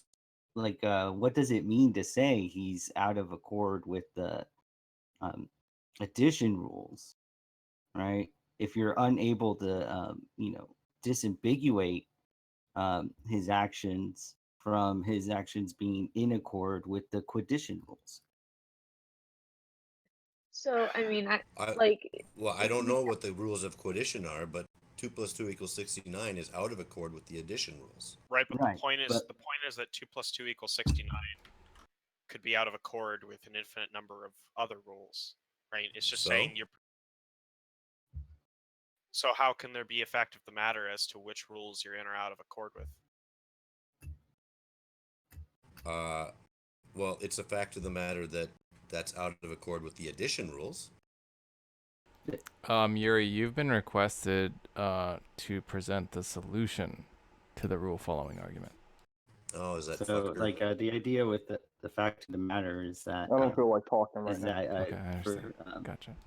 Irrespective of your own aims, goals, or desires, you should act in accord with this set of rules. But you just relativized it to the addition rules, so you didn't give anything that was a fact of the matter.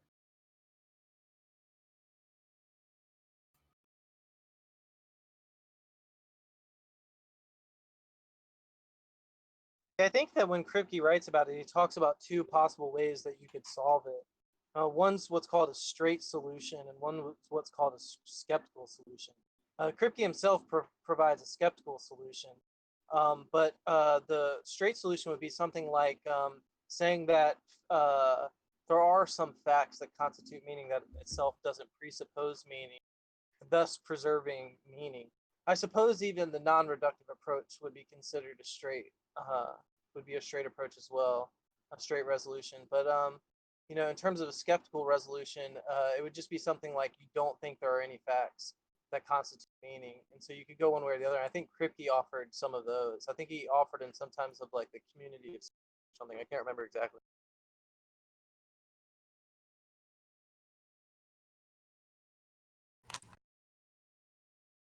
Yeah, this stuff's heavy.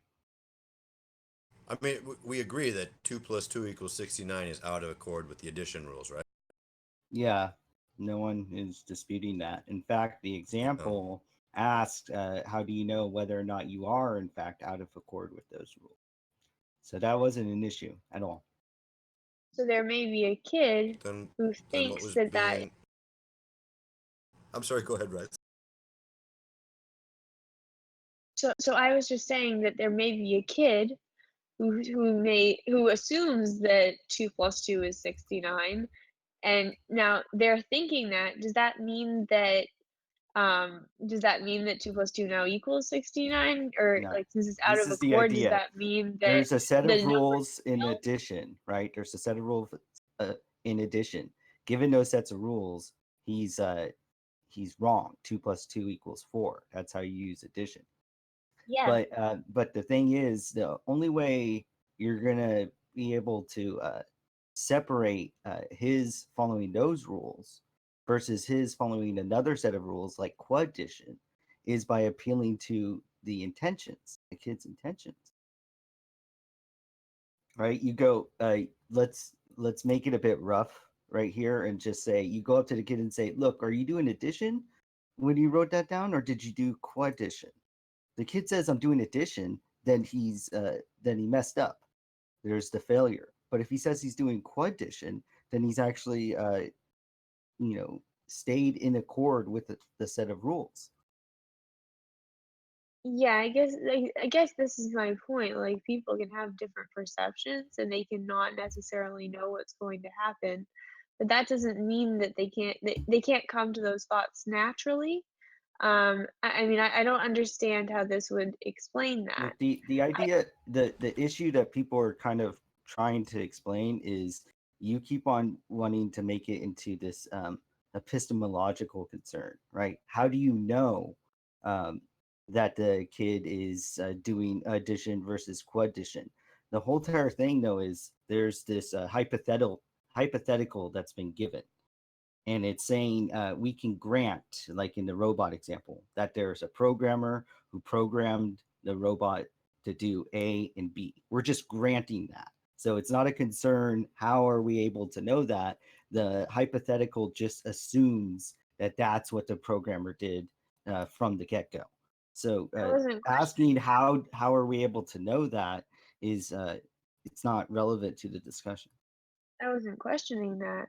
What I was questioning is, how do you know that the intention of the programmer is somehow manifest outside of the programmer, or that it necessarily needs something outside of the natural world?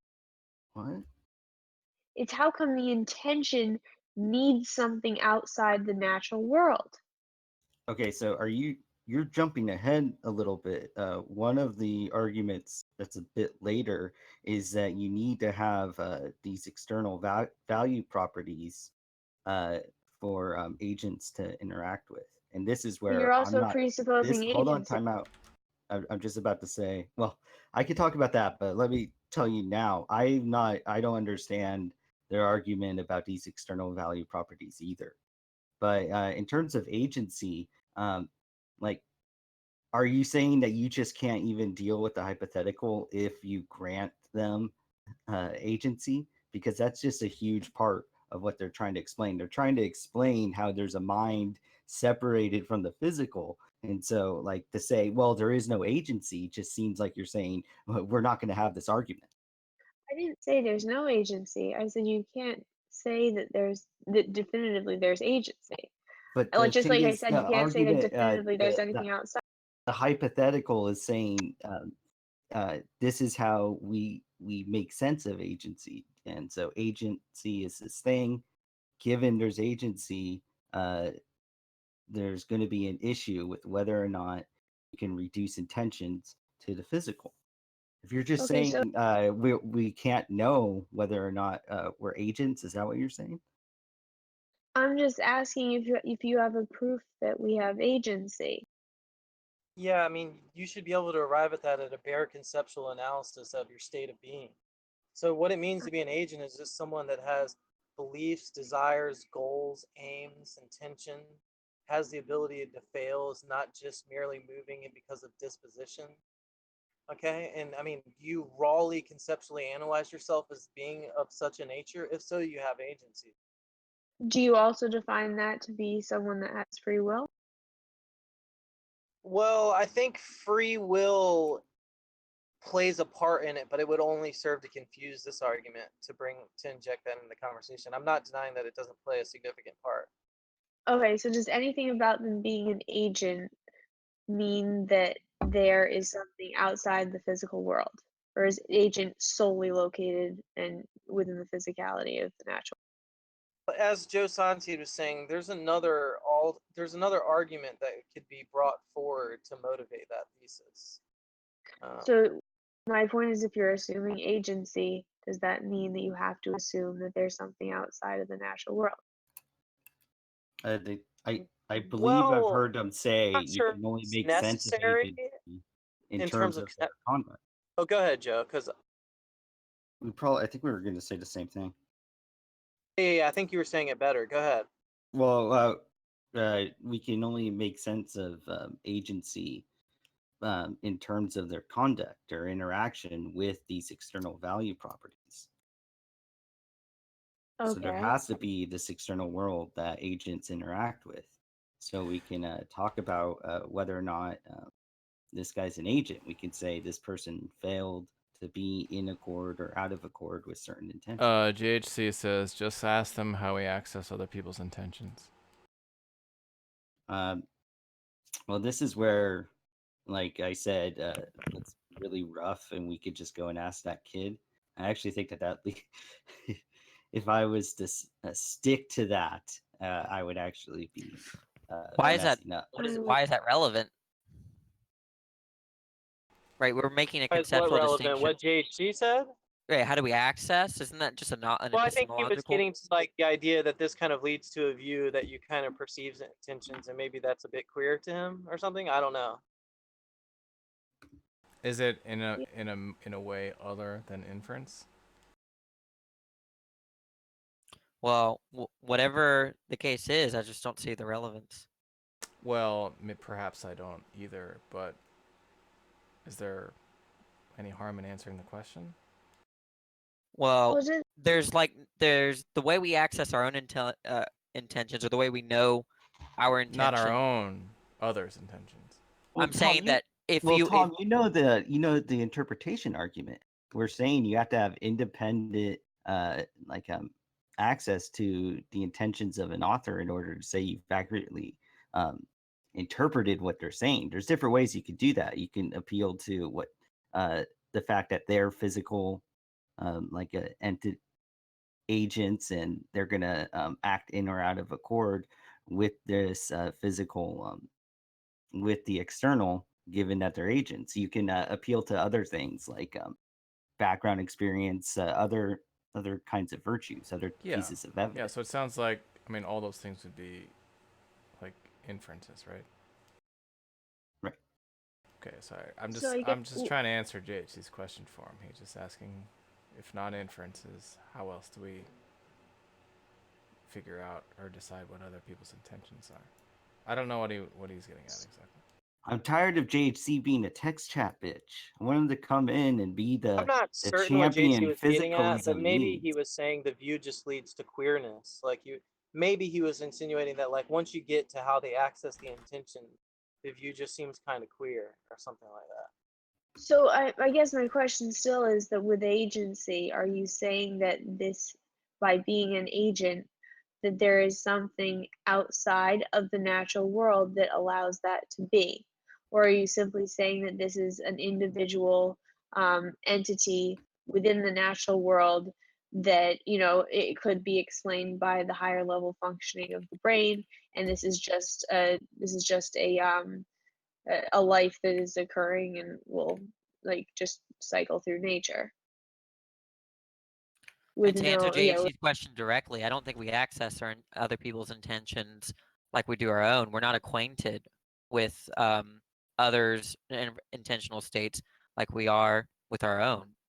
That's so to say that I can access your intentions. I mean, I don't think that's the case. So we make inferences based on our prior probabilities. We establish correlations with utterances, observations, with our own intentions, you know, and then we kind of infer from that.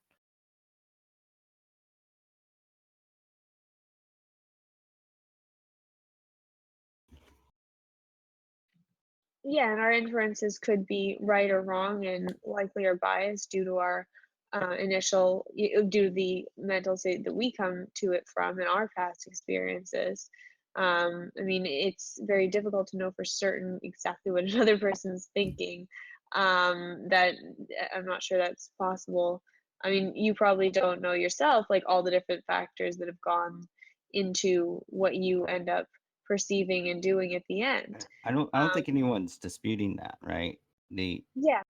We can certainly construct a case for making sense of someone's behaviors in virtue of intentions they're likely to have. But I wouldn't say I know for certain this is his intention. But I don't Yeah, think I and need to, right? yeah, and what I'm saying is that I don't understand how this necessitates there to be something external to the natural world. Just like agency, does that necessitate there to be something outside of the natural world? Because you said that's a part of the beginning of this, that we are agents. Rise, you're just saying they can't prove it, right? Yes, that's what I'm saying. I'm just saying they can't prove that there's necessarily something outside the natural world, that you can't say definitively that hard determinism is false and that we're not just, that we're not just made of components within the natural world. Right. I'm So not saying it's true. I'm just saying you can't say it's wrong or right. So disprove it. after all that, Did you're just a saying conceptual you argument just to can't show that prove they're it, right? incompatible. Yeah, just that we should Okay, we be got open to it. both We possibilities. got it. We got it. They can't prove it. We got it. Rise, do you have any desires? And mean, JHC is sniping. Jesus. He has to. That's all he's able to do. I just want to say I love you, JHC. I want you to have my babies. Yeah, I would be JHC's little spoon. Don't give him shit. He's afraid to interact more than this. I mean, look, if I said any of these sentences, I would have Danny hunting me down like I hunted him down when in his first superstar days. And just a sentence or two, and it's all quiet on the Western Front, man. Wait, I answered the question. What are you talking about? Hmm. Now you're just being dishonest. What? Wait, you're saying that I'm being quiet, right? With Yeah, you're being response to very JHC. quiet. I directly answered his question. Not right? initially. And then he claims, wait, well, no, I was trying to. I was interrupted, right? And then after I was interrupted, I gave a direct answer to which JHC responded that I didn't understand the argument. So I can't go if anything. I said that, you would be all over me. Well, I can't. I would be all over JHC, but I don't have access to talking to JHC right now. You're talking I would right ask him, now. wait, what is it that I don't understand, right? But yeah, if it were you, if you said something like that in the room, or if anyone said that in the room, I would either get clarification of where I don't understand. Hear Danny? What? JHC can hear Danny, right? Yeah, he's responding to you in text. Yeah, could you just we give can the tell answer again, Danny? We Danny? can tell you what JHC Look, is I saying. thought JHC was asking, how do we know each other's intentions? Which is to say, I think his exact question was, how do we access each other's intentions? I said we do not access each other's intentions, and that the way that I come about knowing your intentions is based on a kind of prior probability. I don't see how that has anything to do with the rule following argument, and if it does, I would love to be educated.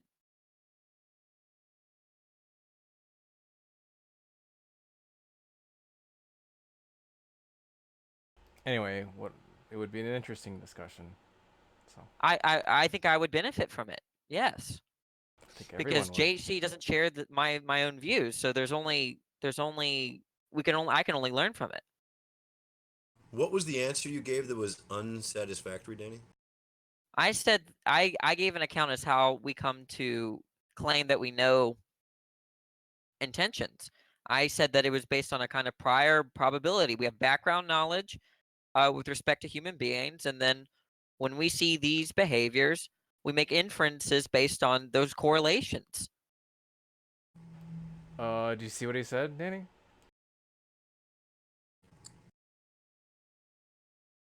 Yeah, I think that I would appeal to some kind of phenomenal conservatism.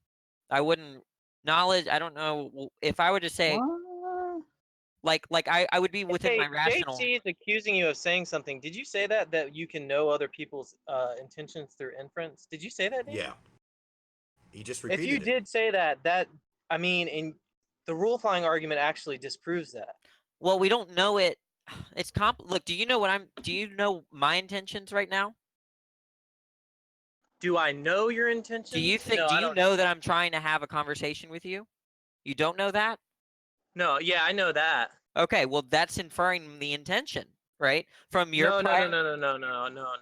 That's you claiming that's me inferring the intention. The rule following argument is saying because since meaning facts can't be constituted or reduced to any other facts, okay, they're non-reducible. So one way that some people solve it is just say that meaning must be constituted in some non-natural sui generis property.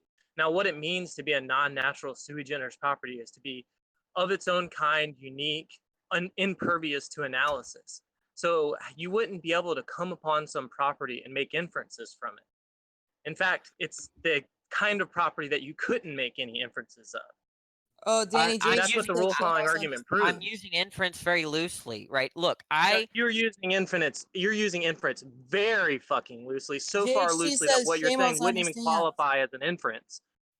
Yeah, well, what I mean by an inference is, look, every time I'm in pain, I grimace, right? I understand that correlation, okay? Every time someone steps on my toe, I scream, right? So when I see a dog scream or I see another person grimace, right, I'm just utilizing what I know about my own intentions and the behaviors that are correlate with it, and then I don't know, maybe it's not an inference. But the rule following argument proves that's wait, I not have to say what going JHC on. is saying.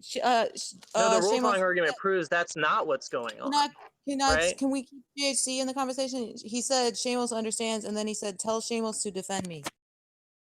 Look, I mean, Yeah, you were I think arguing one with of the Shamos about this ideas of the earlier. rule following argument is it's Kripke is kind of asking to give a reductive analysis of meaning, okay, without itself that reduction presupposing meaning, okay?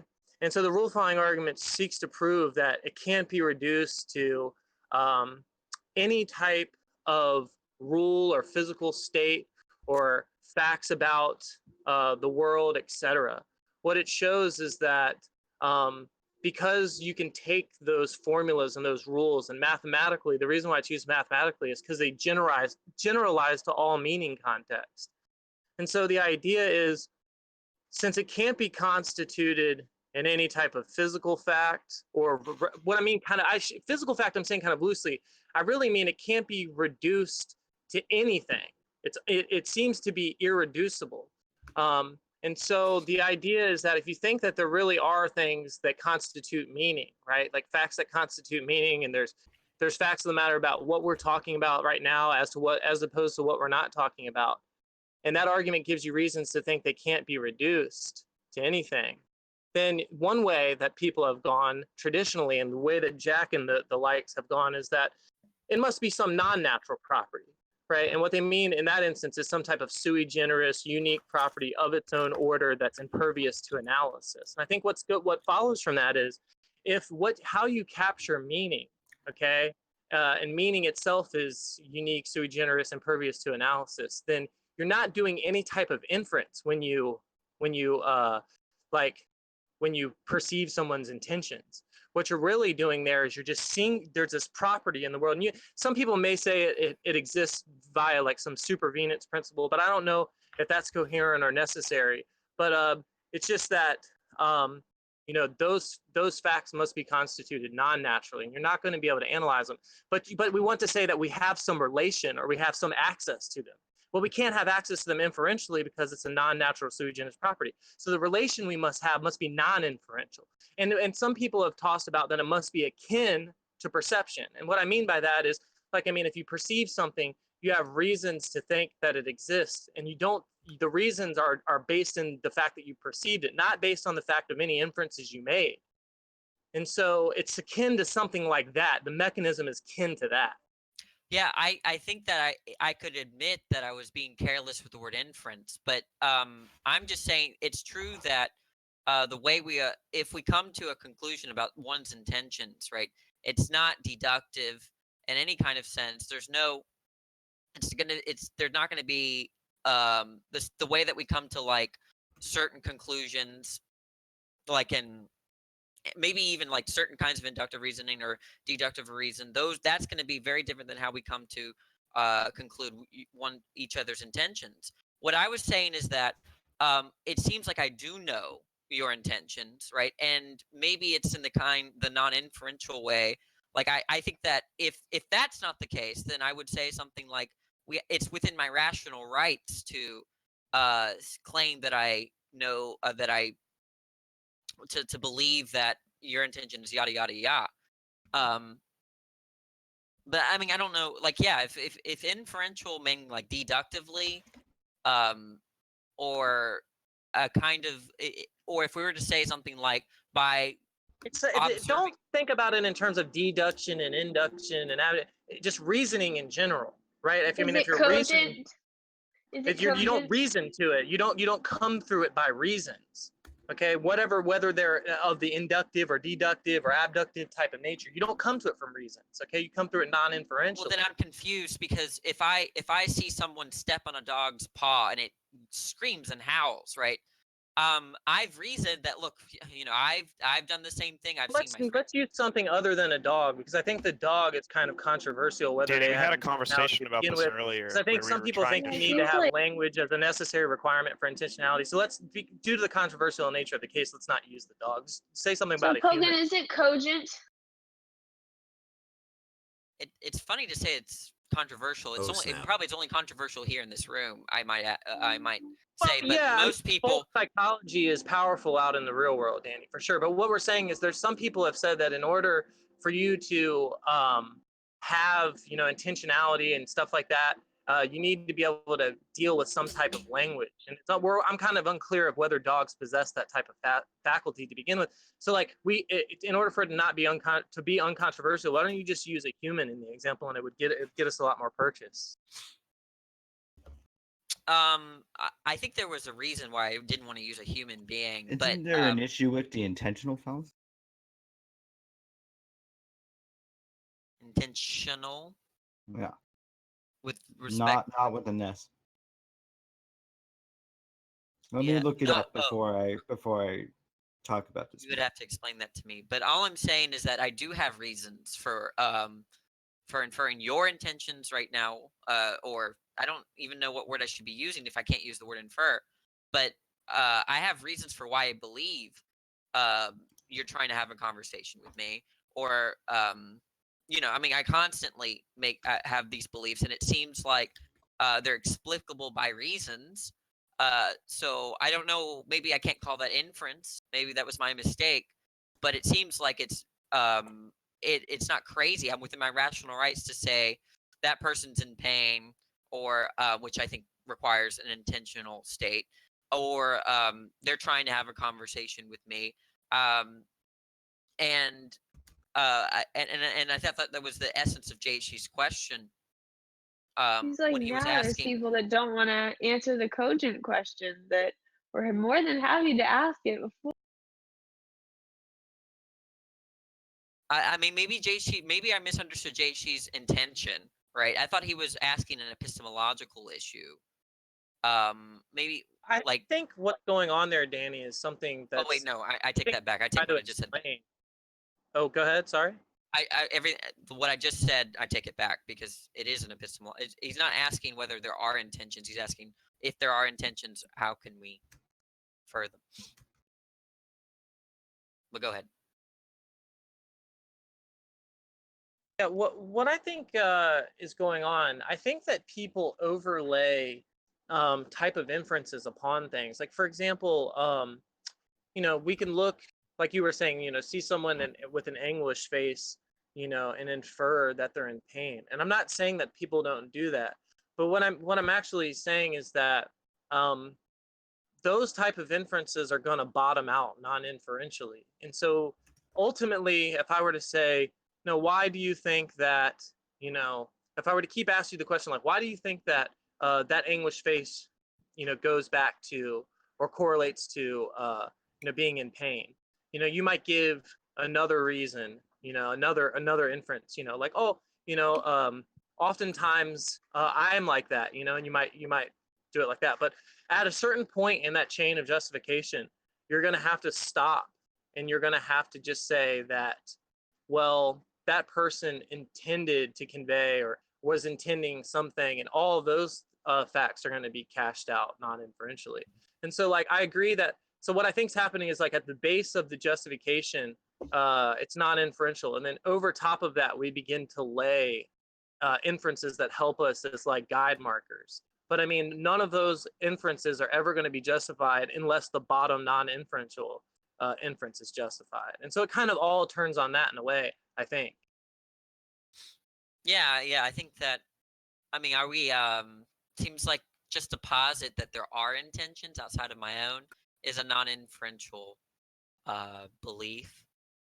I don't think we can infer that. But to say that I know your intentions requires that non-inferential belief. To your point. And maybe I could say something to JHC's defense, because when I started looking into the rule following argument, I kind of got sick to my stomach, because kind of what's going on there is they kind of posit these non-natural properties as ways to rescue them. And they're super mysterious in their nature. And I think that when you get down to rock bottom and people start appealing to, like, sui generis non-natural properties, is because, like, really they don't really have an answer, and it kind of, like, struck me as being like, not the best way to handle philosophy is to, like, get to a certain point, realize you can't explain it with any facts within the world, or that could be interpreted through the natural sciences or something, and then just say, well, it must be the case because, some transcendental, due to some transcendental argument. Oh, it must be the case, therefore, if it can't be cashed out that way, let's cash it out non-naturally.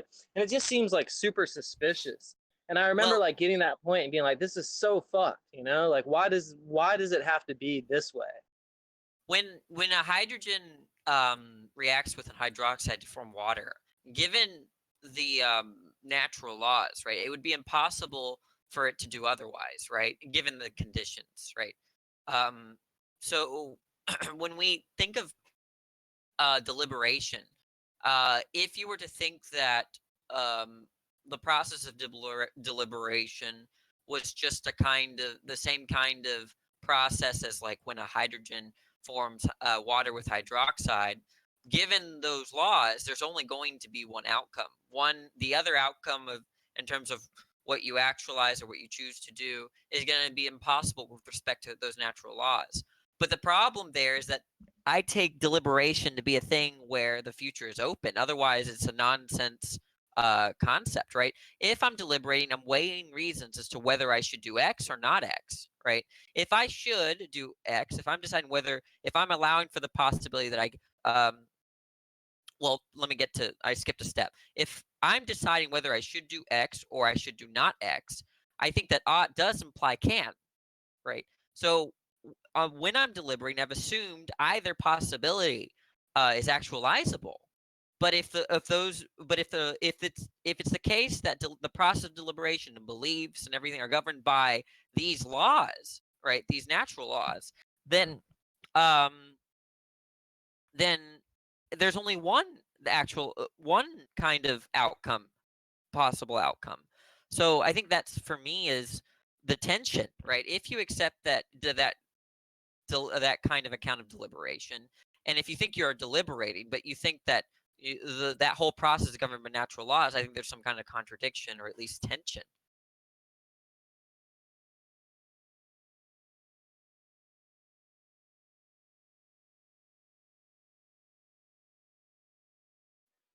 How exactly is that tension though?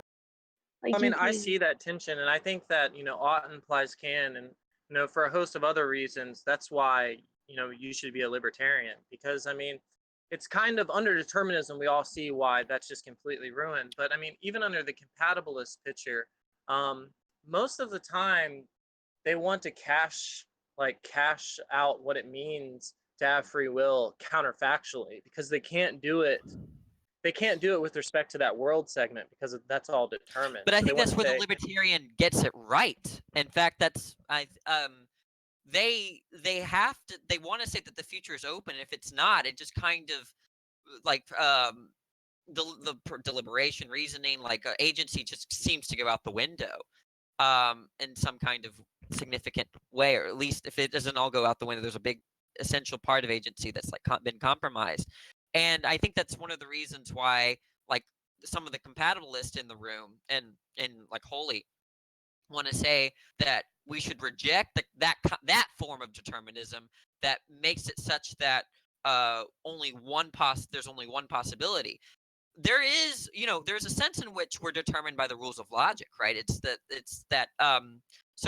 So we're going to have to find a kind of determinism in which, if you're a compatibilist, that is, if you're a compatibilist, we're going to have to accept the form of determinism which allows for either possibility, in the same way that there's so that I think that they appeal to like singular causation, which is that's form of determinism in which is not like where our actions are not determined by rules I of just want to nature. take umbrage with something that you said. Like, crap. Oh shit, I forgot. Go ahead, and I'll remember in a sec. I'll remember. But Danny, to your point though, I would just say that how do you know that the higher level functioning system of our brain wasn't created and is intended, it does give out the perception that it has control. And so the perception of control is what drives our action. And so the synthesis of our understanding that drives us to action could be a natural thing. And so we will get thoughts, act. What do you take control to be? Well, I mean that our past and how we have adapted and come to be in our environment in that instant lead us to behave in a certain manner. That's what you take control to be? Well, what I'm saying is that the natural order of things could control that without any external source. I mean, a dog. Right, Are I'm you asking, saying? but you're not answering the question. What do you mean by if X has control over Y? What does that mean? I mean, I'm saying that there are forces. So there's like gravity. There are other forces as well, and they will, they'll be operating, and they may contradict each other to a certain extent, and just how that all lays out and balances is how things go forward. You still haven't told me what you define control to be. I don't know what you're saying. In what sense? I mean, I'd say that just the state of determinism would be that there's the next instance and the next instance following the laws of nature. Look, do you think you have control over your actions? I say I can't say either way, which is why I'm saying that you can't reject the hard determinism, and you also can't reject the compatibilism either, and the idea that there is something outside that could be influencing. So look, control, if I have control over X, that implies some kind of voluntary notion, right? Suppose so I guess you believe that there are voluntary actions, right, Rise? I'm not saying that either way. What I'm saying is that your mind is constructed in such a way that it will aggregate the data and will act. Rise, you need to answer this question. It's very, very important, right? I need to know what you mean by voluntary, because that's going to help me understand what you mean by control, which is precisely what you're denying.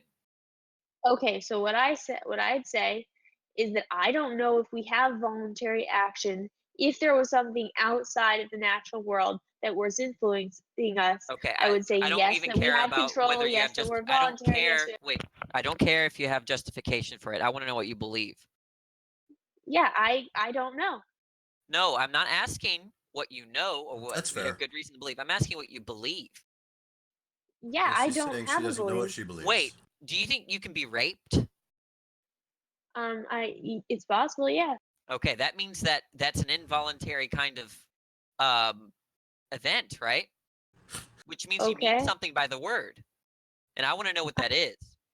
Well, I mean, our social environment, I mean, obviously we have words that within society have come to mean No, certain I don't things. I care don't what society thinks, Rise. I want to know what you believe when you say that I voluntarily had sex with that man versus I involuntarily had sex with him. Right? I know you believe. You just said it. That was Well, I possible for you to be voluntarily raped. would if I had free will, I'd voluntarily have made choices that would have put me in the exact position that allowed the rape to occur. I didn't say that every single action that we have and every single, movement is completely voluntary and that we are voluntary to and we've decided like Do you that think? we'll Okay, live and grow a okay. second Do you arm. think that there's been anybody on Earth that's been raped before? I would say yes. Okay, that means that you have a notion of involuntary, which if you have a notion of what involuntary means, you have a notion of voluntary. You're going to have to tell me what you mean by that, or you can say, look, I mean something by it, but I need help understanding what it is. Yeah, I mean, someone has a choice. That it would be if it's voluntary, it means that you can choose to do a certain action. I guess there's a certain area of your brain that has more control over the direction that you go than others in terms of the forces that it's putting out. I'm not sure if Okay, that's we're getting somewhere. We're getting somewhere. Okay, so you think that the notion of voluntary, I take your belief that I think that you believe that you are your brain, right? So otherwise, No, if I that's don't not, believe. I'm oh, not stating a belief, Danny. I'm just saying that you can't reject hard determinism, and I'm waiting for your argument. well, my argument is that we have a notion of voluntary, right? We have to make sense of it. There's involuntary and voluntary actions, right? I take involuntary actions to be ones in which prevent you from actualizing what you want to do. Okay, if I want to not have sex with you, and that ends up happening, if I do not want to have sex with you, and we still have sex, right? There's a violation of my desire. Okay. Now. Yes. Okay. So I'm saying here's my claim that if you take desires to be just reducible to some kind of physical state, then that means that it's not anything about your desire, right? Or if you accomplish something versus fail to do something, right? That's a kind of coercive notion, as the rules of logic. Sorry, the rules of logic. The natural laws are the ones that are coercive instead of the man in this that I use in the example, right? I'm saying no.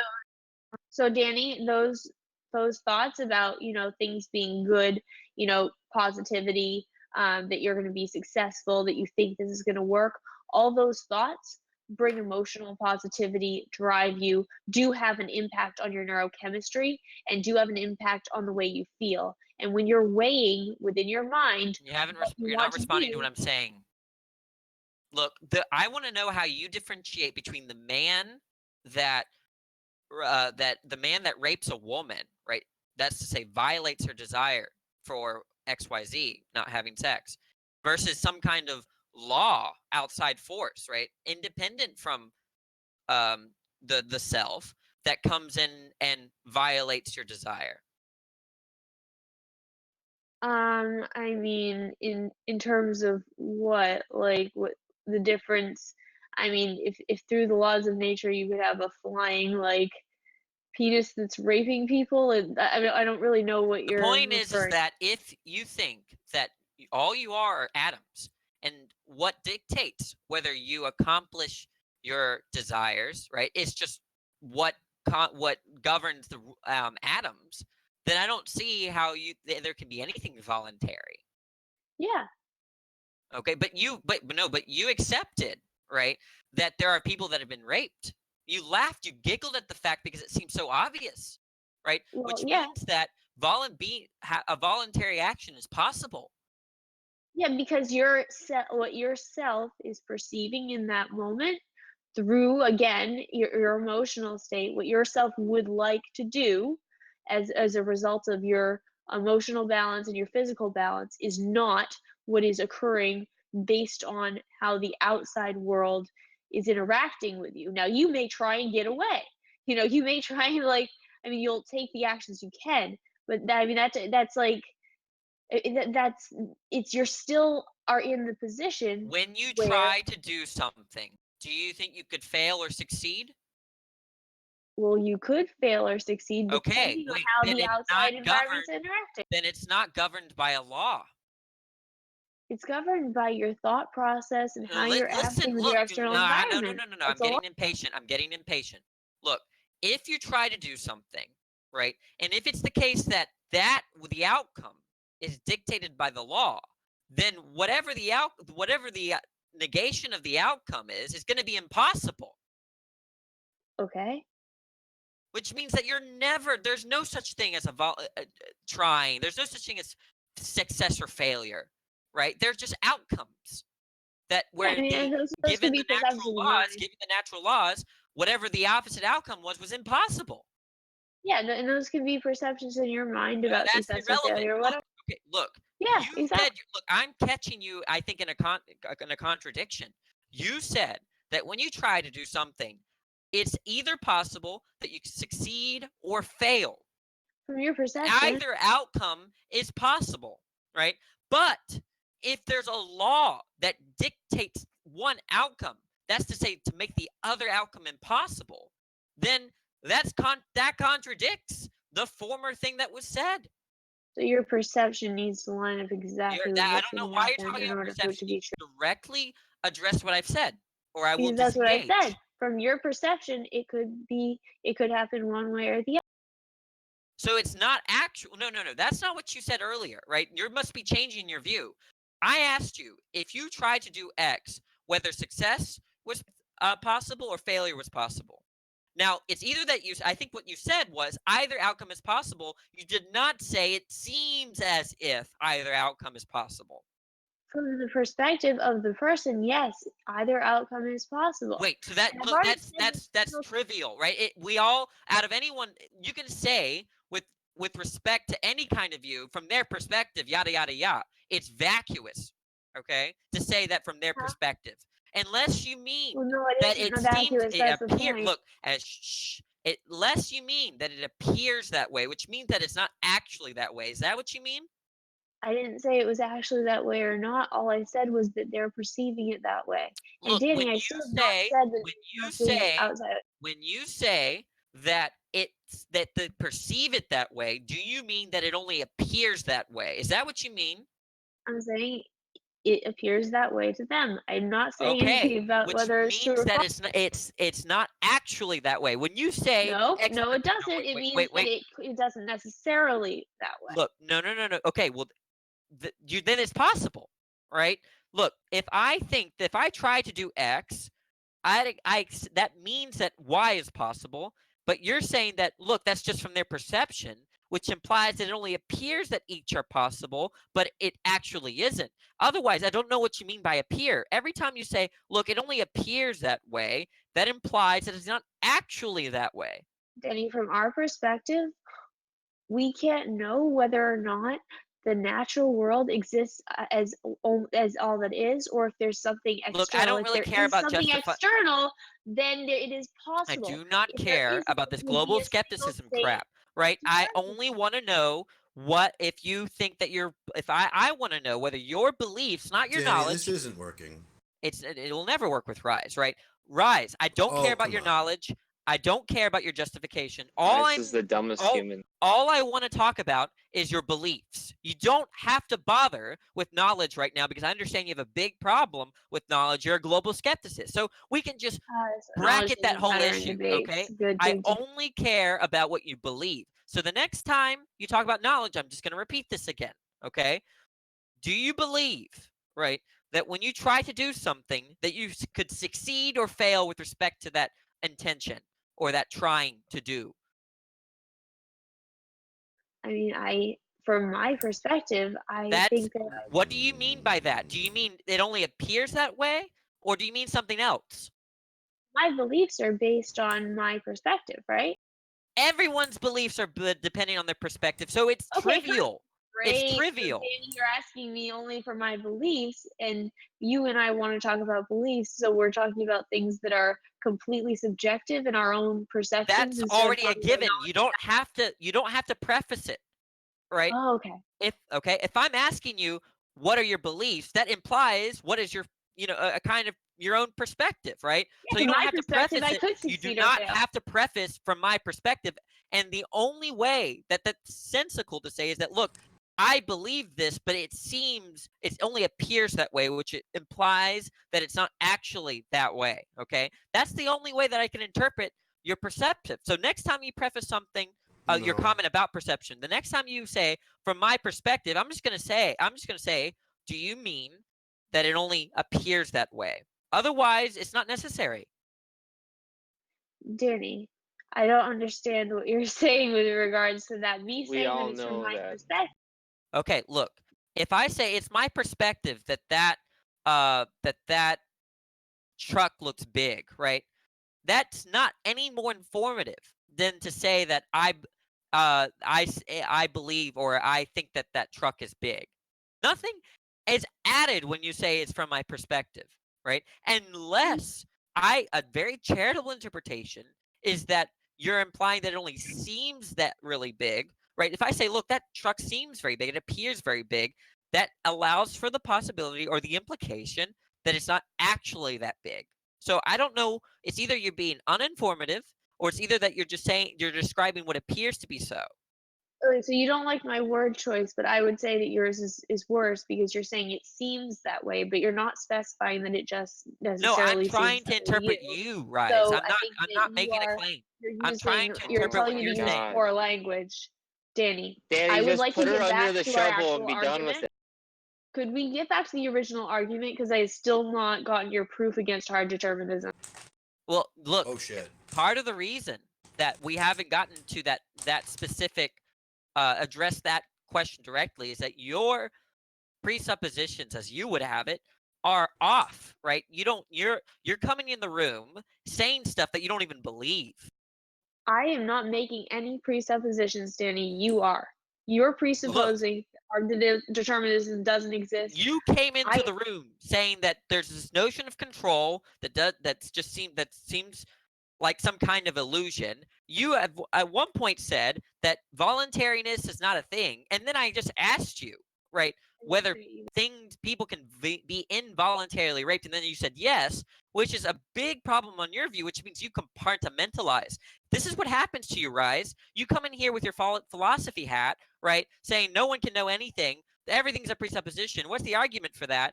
And then in your normal life, you actually believe the very things that we're espousing. I think that there are voluntary actions, right? I think that there's a freedom from, right, like other people, specific natural laws, right?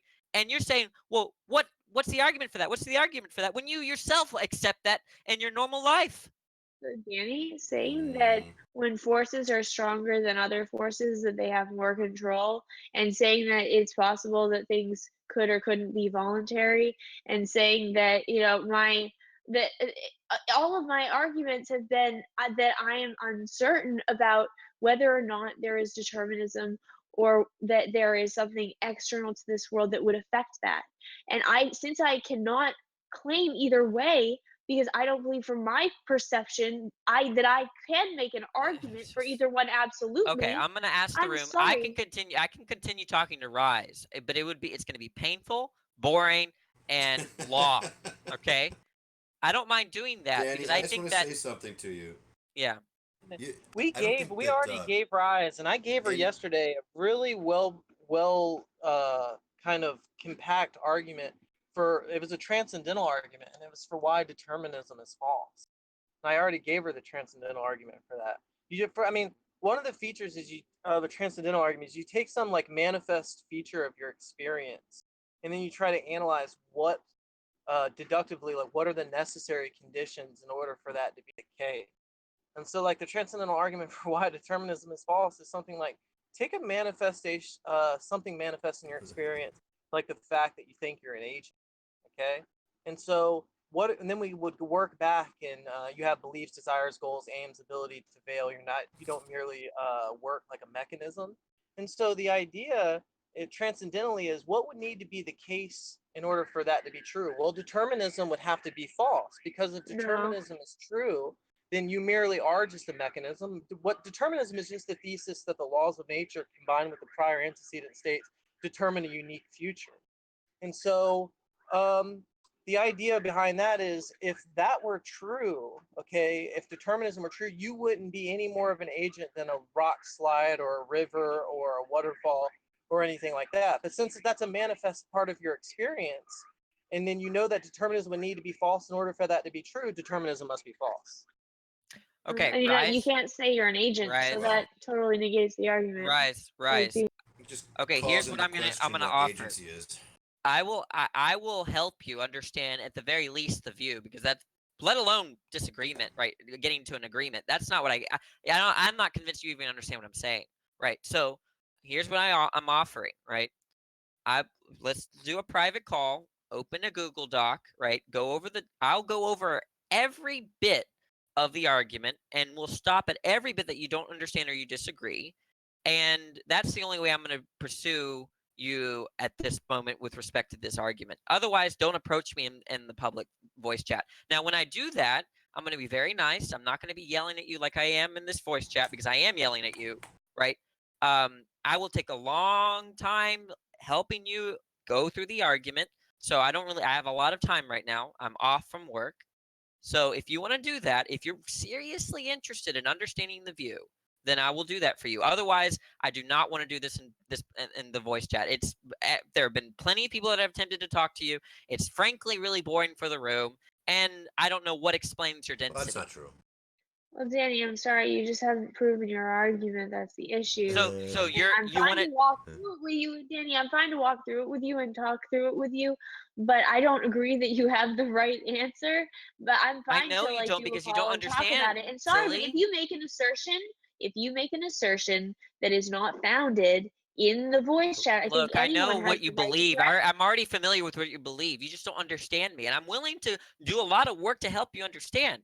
So do you accept my offer, yes or no? I mean, I don't need to help understanding. I understand your Okay, argument. well, I Danny. know It's that's just what you that believe, right? But do you want my help privately, yes or no? Otherwise, don't talk to me anymore.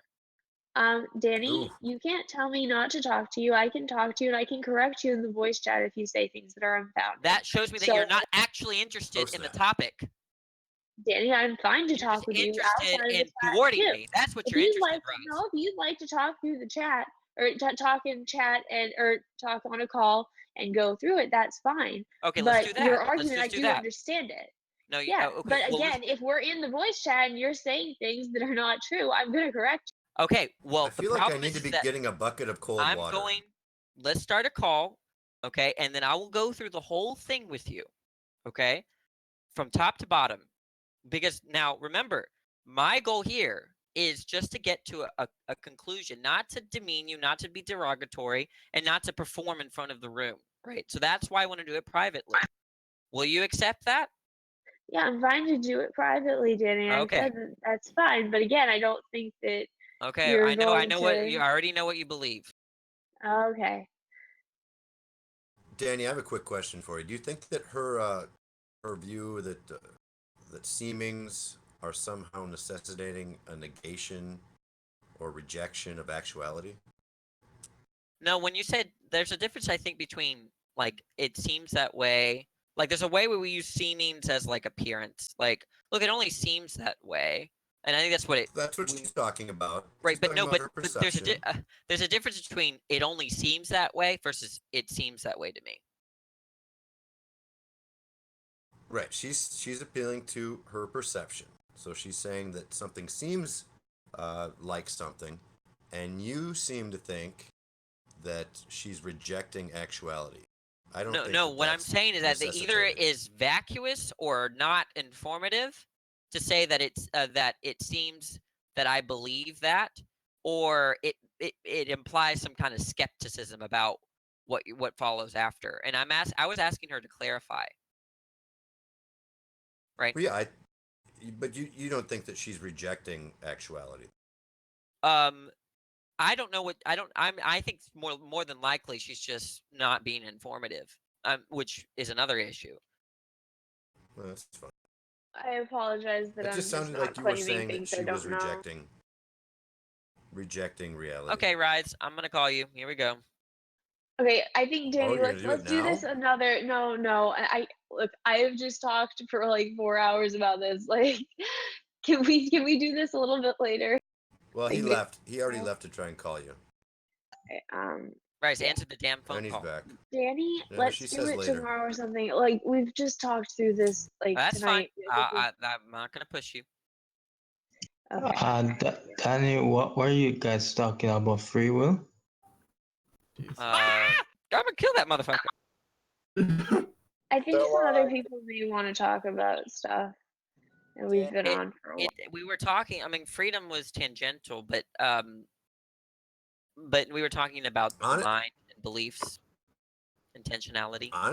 Honestly, I wanted to hear how the It was like you were just tornado asking her about her beliefs, and she was being robot, very obscure about the them. tornado junkyard robot fit into the discussion. So I'd like to hear how that's significant to the discussion. That was never explained. And the reason why it's significant is because if you think intentionality is dispositional, then there's nothing to distinguish the designer and the tornado, right? Because the tornado is understood in terms of being completely dispositional. So if you think that your intentions are dispositional, then there's no difference between the quote unquote designer and the tornado. Maybe you have to start at the beginning, because Yuri really fucked it up. Okay, so you have a tornado, right? Which we don't attribute intentions to. A tornado Well, is you got just the other you got the other robot with the programmer. well, the interesting thing I think for your question is the difference between the tornado and the designer, right? So I'm trying to answer that question. But the point is that if you think that intentions are just dispositions, then that means that intentions are just the same kinds of things that that constitute a tornado, right? So there's no difference between the tornado and quote unquote the designer. If a tornado could build a robot that's just like the one that was designed and programmed by a person. Right. Well, yeah, and let's just when the designer builds the robot and the tornado does the same thing, right? If it's the case that intentions are just like dispositions, then there's no difference.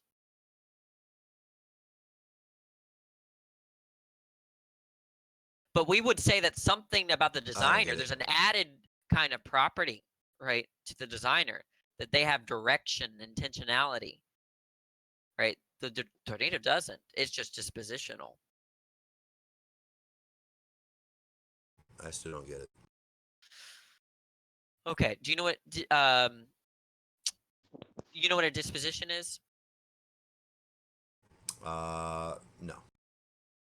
It's like I think in philosophy is usually referred to as a causal tendency, or so like when we describe a tornado as being a set of dispositions, we're describing the atoms as having a causal tendency, right, to behave. Okay, so hydrogen has the disposition. Right. So the oxygen, yeah, okay, yeah, that there's some kind of hydroxide and the hydrogen thing are that dispositional. Right. So when hydrogen combines with hydroxide to form water, it's just disposed to combine with hydroxide in virtue of some kind of natural law, right? Some kind of natural law might describe that causal tendency, right? Right. And so that's what we conceive of like natural states or physical states usually, right? In terms of what they're disposed to be doing, and that's being explicable by laws of nature, right? Now, if you think that intentions are just the same kind of thing, right? Then there's nothing to distinguish your brain and the tornado. Well, you are a tornado, JJ. Well, I'll accept that. I mean, like tornadoes are just like hurricanes, Terrorists. which are like Tornado. thunderstorms, which are like brains, which are like just gonna go on and on. They're all the same kind of. They're all governed by the same thing. What explains their yeah, behavior. I can see that. Okay. Right. So now, when a hurricane or tornado or a brain comes up, so happens to bring about a robot, right? If you believe that brains are like tornadoes, hurricanes, and thunderstorms, there's no fact of the matter as to how the robot should behave. Other than what the tornado intended. Well, you think that, but you think tornadoes have intentions? Well, we've already defined intentions as dispositions. No. That a tornado. Okay, so look, the point is JJ just did what I would have done in this conversation, which is accept that tornadoes have intention. That's what he just said. And now there's no way to go forward. No, I'm just saying that we don't give in the beginning of the hypothetical. We want to say the designer has intentions, and we want to say that the tornado does not. Right, but I think JJ. But you just said that they do. No, if you were to say that intentions are just the same thing as a set of dispositions, that there's nothing to distinguish. Okay, but that doesn't. We didn't start with the fact that the tornado had intentions. We didn't start that. We just assumed it of the designer of the brain.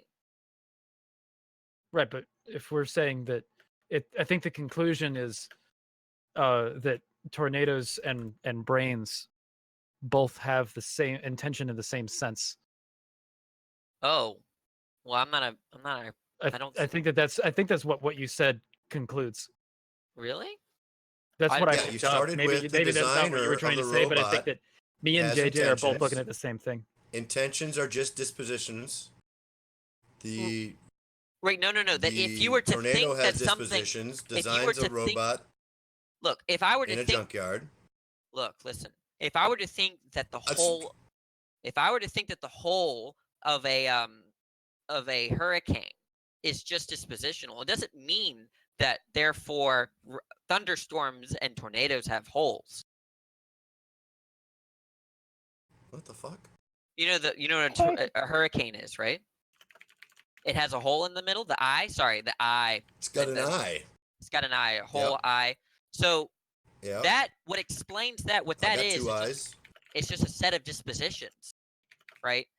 But that doesn't. Just because I reduced that phenomenon to dispositions doesn't mean that therefore a thunderstorm or a tsunami, which is also a set of dispositions, doesn't have an eye. Or has an eye. I'm sorry, has an eye. It doesn't imply that. What does it matter that it has an eye? What? Well, it doesn't. Well, a tsunami is just a y'all, big wave. You're I'm just saying pointing that out- it doesn't. I don't know why you're saying that it doesn't. Look, I'm just pointing out the mistake in your interpretation of what I'm saying. Right? I'm saying that So you're just saying that it doesn't have an eye. You're not actually demonstrating that it doesn't have an eye. Well, Just asserting I mean, that? if you What the think fuck that is going on here? if you think tsunamis have eyes, I think he's just trying to say. Tsunamis are waves. There's some So questions. right? guys, They don't have eyes. Danny. So Yeah, trees don't have eyes either. Yes, but the point is that what explains why the eye or what the eye is I think reducible. he's talking about eye as in like A a hurricane. self. No, a hurricane. Oh yeah, well that you mean the the analogy translates to? Oh, I thought you were talking about. Now you're talking about a hurricane eye and like the center of a hurricane. Yeah, that's explained dispositionally, right? What Hey, that's Okay, reducible that's to a a little set bit of different than I thought you were Well, doing. nobody's saying that everything has the same dispositions. Right, but the Yeah, I point is don't that know. it's all dispositional. So Danny, if you think I want that- to, I if want you to think that, talk to you. look, hold on. if you think that intentions, okay, are dispositional, then they're like hurricane eyes, tsunami waves, tornado spinning, right? electricity thunderbolt stuff, right? That they're all similar, right? Hey, Danny. So Look, are just you mute Lucifer, please, for the love of Okay, God, okay, I'll mute please, him. please.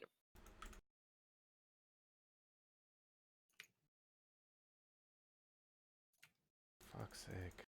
Yeah, I don't know what Danny's trying to say here. Okay, let me explain it again. If you think that intentions are dispositional, then that shares a common property with a hurricane eye, a tsunami wave, a lightning bolt, right? They all are the same class of things. But people like me want to, right? They're all dispositions, intentions, lightning bolts, hurricane eyes, tsunami waves. All those phenomena are of the same category. But then what the dualist wants to say, electron bonds. yes, what dualists want to say is that that's a category error. Okay, because if you were to put intentions in that category, that would destroy our concept of normativity, our concept of what it means to say I'm trying to do X, and then the rule following argument proceeds. You know, it's interesting you mentioned that. I just recently found an article about the failure of lightning's intentions. Where is that? Well, I think that must be an equivocation. When we're saying that, oh man, that robot failed, it can only be with respect to what I wanted the robot to do. Or if I say that lightning bolt failed, it's about the mysterious signs of intelligent lightning. That's what it is. okay, well, but if I put a lightning rod up to prevent a lightning bolt from striking a tree, and the lightning bolt strikes the tree, and I say that that lightning bolt failed, that only makes sense if it means something like that lightning bolt is out of accord with what I wanted it to do. It's not like independent from my intention, right? By itself, it didn't fail or succeed to do anything. I missed that. So, do you want me to start over from the lightning failed your intentions? Right. So if I say that, if I put a lightning rod up to prevent a lightning bolt from striking a tree, okay, and yet nonetheless the lightning bolt hits the tree and not the lightning rod. When I say lightning rod, when I say that the lightning bolt failed, what we're saying there is that what happened is out of accord with what I wanted the state of affairs to be, which is the case, which was the lightning bolt to hit the lightning rod and not the tree. Irrespective from my desires, from my intentionality, right? There's no sense of which we could say that the lightning bolt failed.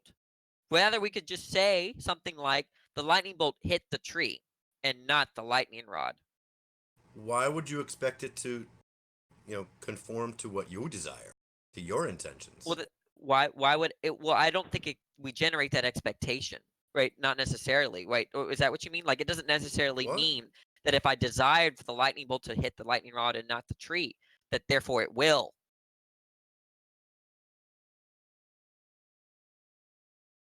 Yeah, you failed. Yeah, in a sense, yeah, I failed, not the light. But when we say colloquially that the lightning, well, this doesn't really speak to the lightning's intentions, though. Okay, well, I'm not going to argue with someone that thinks that lightning bolts have intentions. I'm not going to argue with someone like that because I don't share that view.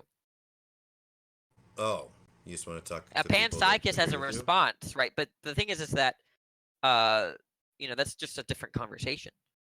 Well, it's your example. I'm not sure what your example is meant to illustrate.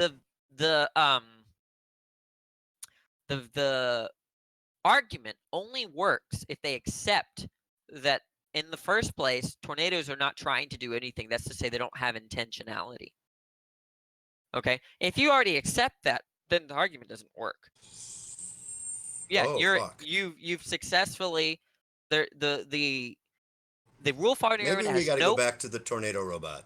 The the rule following argument has no power over someone that thinks that everything has intentions or that tornadoes have intentions. I'm agnostic. That's Whether why I they asked have, you. well, agnostic to whether I've just been following what you said. I mean, you said that if intentions are just dispositions, then yes, the tornado has intentions. Well, we're not. I'm not even saying that. I'm not saying. Well, I just really wanted to know how the tornado robot fit into the whole. Well, we have it only this. The argument only works if you already don't. If you already think that tornadoes don't try to do things. But that's not what intentions was defined as. That is exactly what an intention is. No, you said intentions were dispositions. Wait, but that's just This to is mean what has that, me confused look, as well. That just means that trying is dispositional.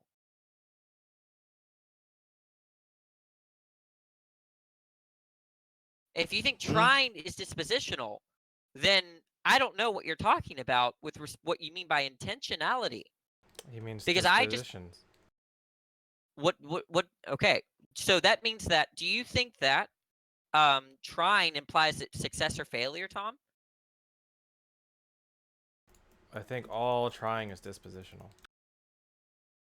Okay, but I take something that's dispositional as incapable of being successful or fail. Do you think that hydrogen can never fail to bond with hydroxide? Not giving the natural laws. Danny, what do you think our value Rise, would remember, be if hard determinism were true? What do you think Rise, our I already value would went. be if I hard already wait. determinism were Rise, true? I already offered a private conversation, which you denied having right now, right? And you said we'll Yeah, but schedule you're it tomorrow. continuing to monopolize the conversation, and I'm just I'm asking fine with changing you the subject. if you can, how much value do you think humans would have if hard determinisms were true, like as That's individuals? just not relevant. Well, I'm asking the question, just hypothetically. Can you answer yes or no? There is no value if hard determinism is true. It's just a nonsense Okay. notion. So Danny, is it your view that physical matter cannot account for intentionality? Is it your view? Yes, that's the view. Oh, okay, well, I'll tell you that you're wrong, and I'll Okay, tell you why. thank you. Thank I'll you. tell you why. Okay, because this is how physical matter accounts for intentional states or intentionality. Now, this isn't a hard question. It isn't controversial. Physical matter can have representation of things. So imagine a camera. A camera can take a picture of a mountain. The picture is a representation of the mountain, okay? So yes, you can have intentionality with physical matter, okay? It's just when we look at things, it's a representation in our brain of something. So no. So what you're just saying is just rubbish, okay? Well, and I'll tell you this. I'll tell you this too. I'm not even discussing. You have bigger problems because if you think that non-physical, you're going to have to account for non-physical things, okay? So How can non-physical okay. I interact understand. with the physical? And you know that I was going to ask you that. Yeah. I understand. I understand what you're saying. My response is that first of all, I'm not talking about other mental states like qualia or imagery. That's not what we're discussing. We're talking about propositional attitudes. So you're having a different conversation. Oh, okay. So that's why I asked you first. So when you say propositional attitudes, what do you exactly mean? Because I'm not sure what you mean by that. Those are called sometimes they're referred to as intentional states. Qualia is not considered to be propositional. So what is what?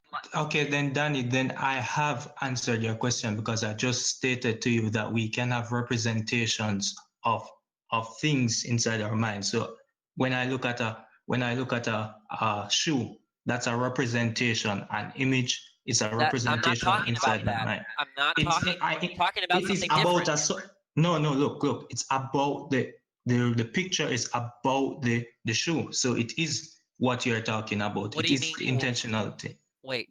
I'm not talking about aboutness, right? Although I think aboutness reduces to normativity in that case, right? But all I'm saying is that the desire to want water, or sorry, the desire to drink water, okay, is not reducible to physical or dispositional states. Why not? What is God. what would rule it out? What would rule out my desires being reduced to physical states? I'm fine. If curious. anybody in the room wants to veto this conversation, I'm fine. Otherwise, I'm continuing.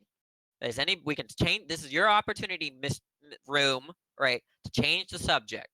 Otherwise, I'm going to. No. You should go for it because I've spoken with this French guy before, and he's actually really knowledgeable. Believe it or not, this guy's way more knowledgeable than you, Danny. But I think you guys could still have a great conversation. Okay. So the reason why I don't reduce certain mental states like intentionality, like intentional states like desires, goals, aims, is that they like, what's the best way to go about this?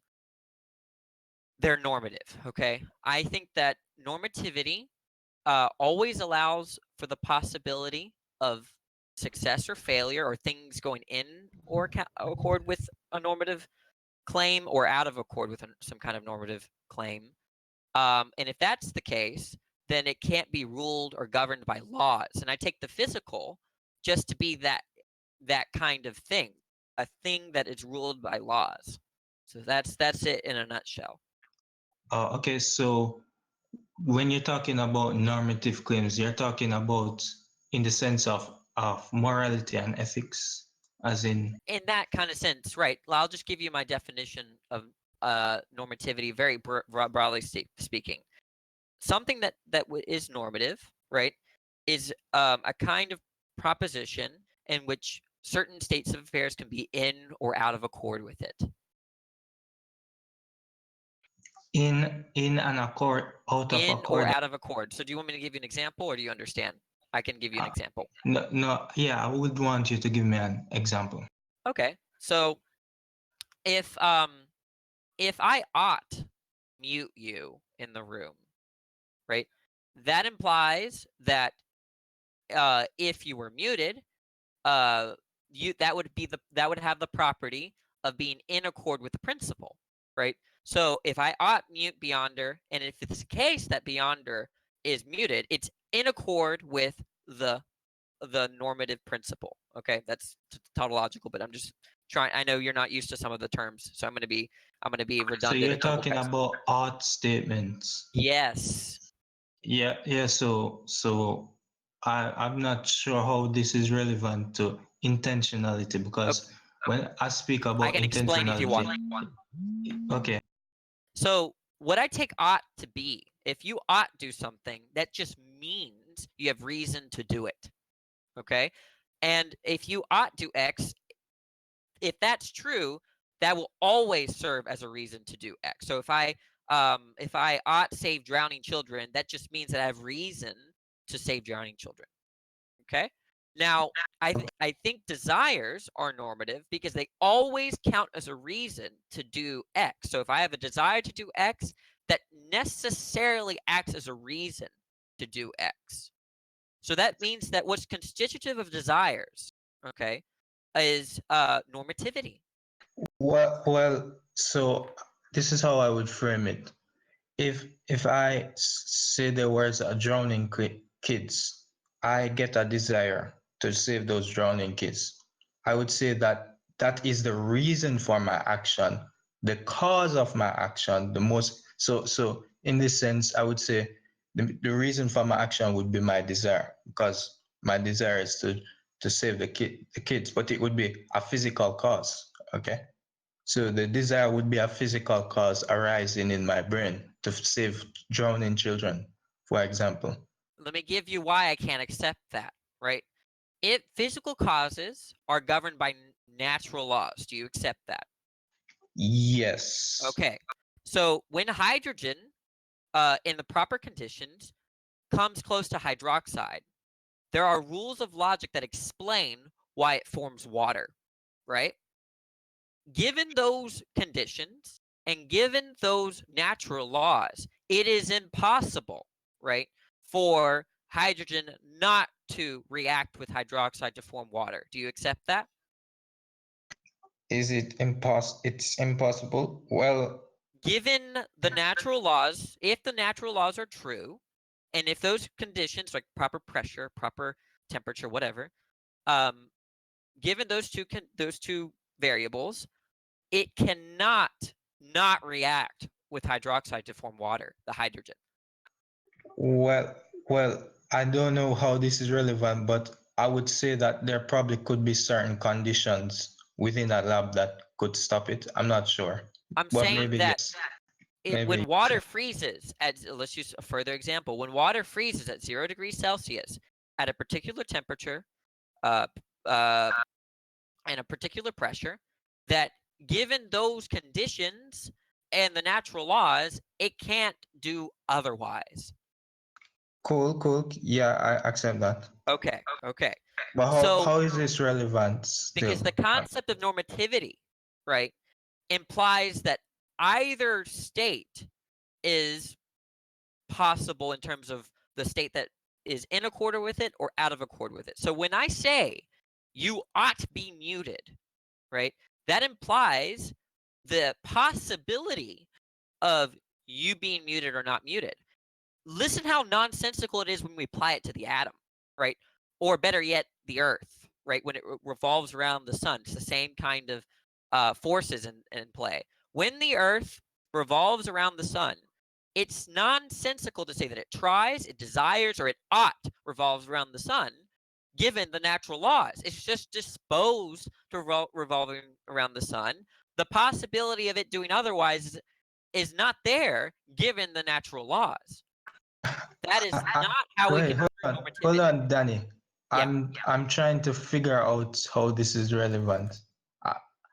Are you implying that if you had supernatural things, they would ought to do things? I'm not certain, because even if you had supernatural things, you would still have the same description of the supernatural thing, What and I'm you wouldn't can saying get an is, ought if from an is. something has the property of being normative, right, it is non-natural, because normativity is not governed by natural laws.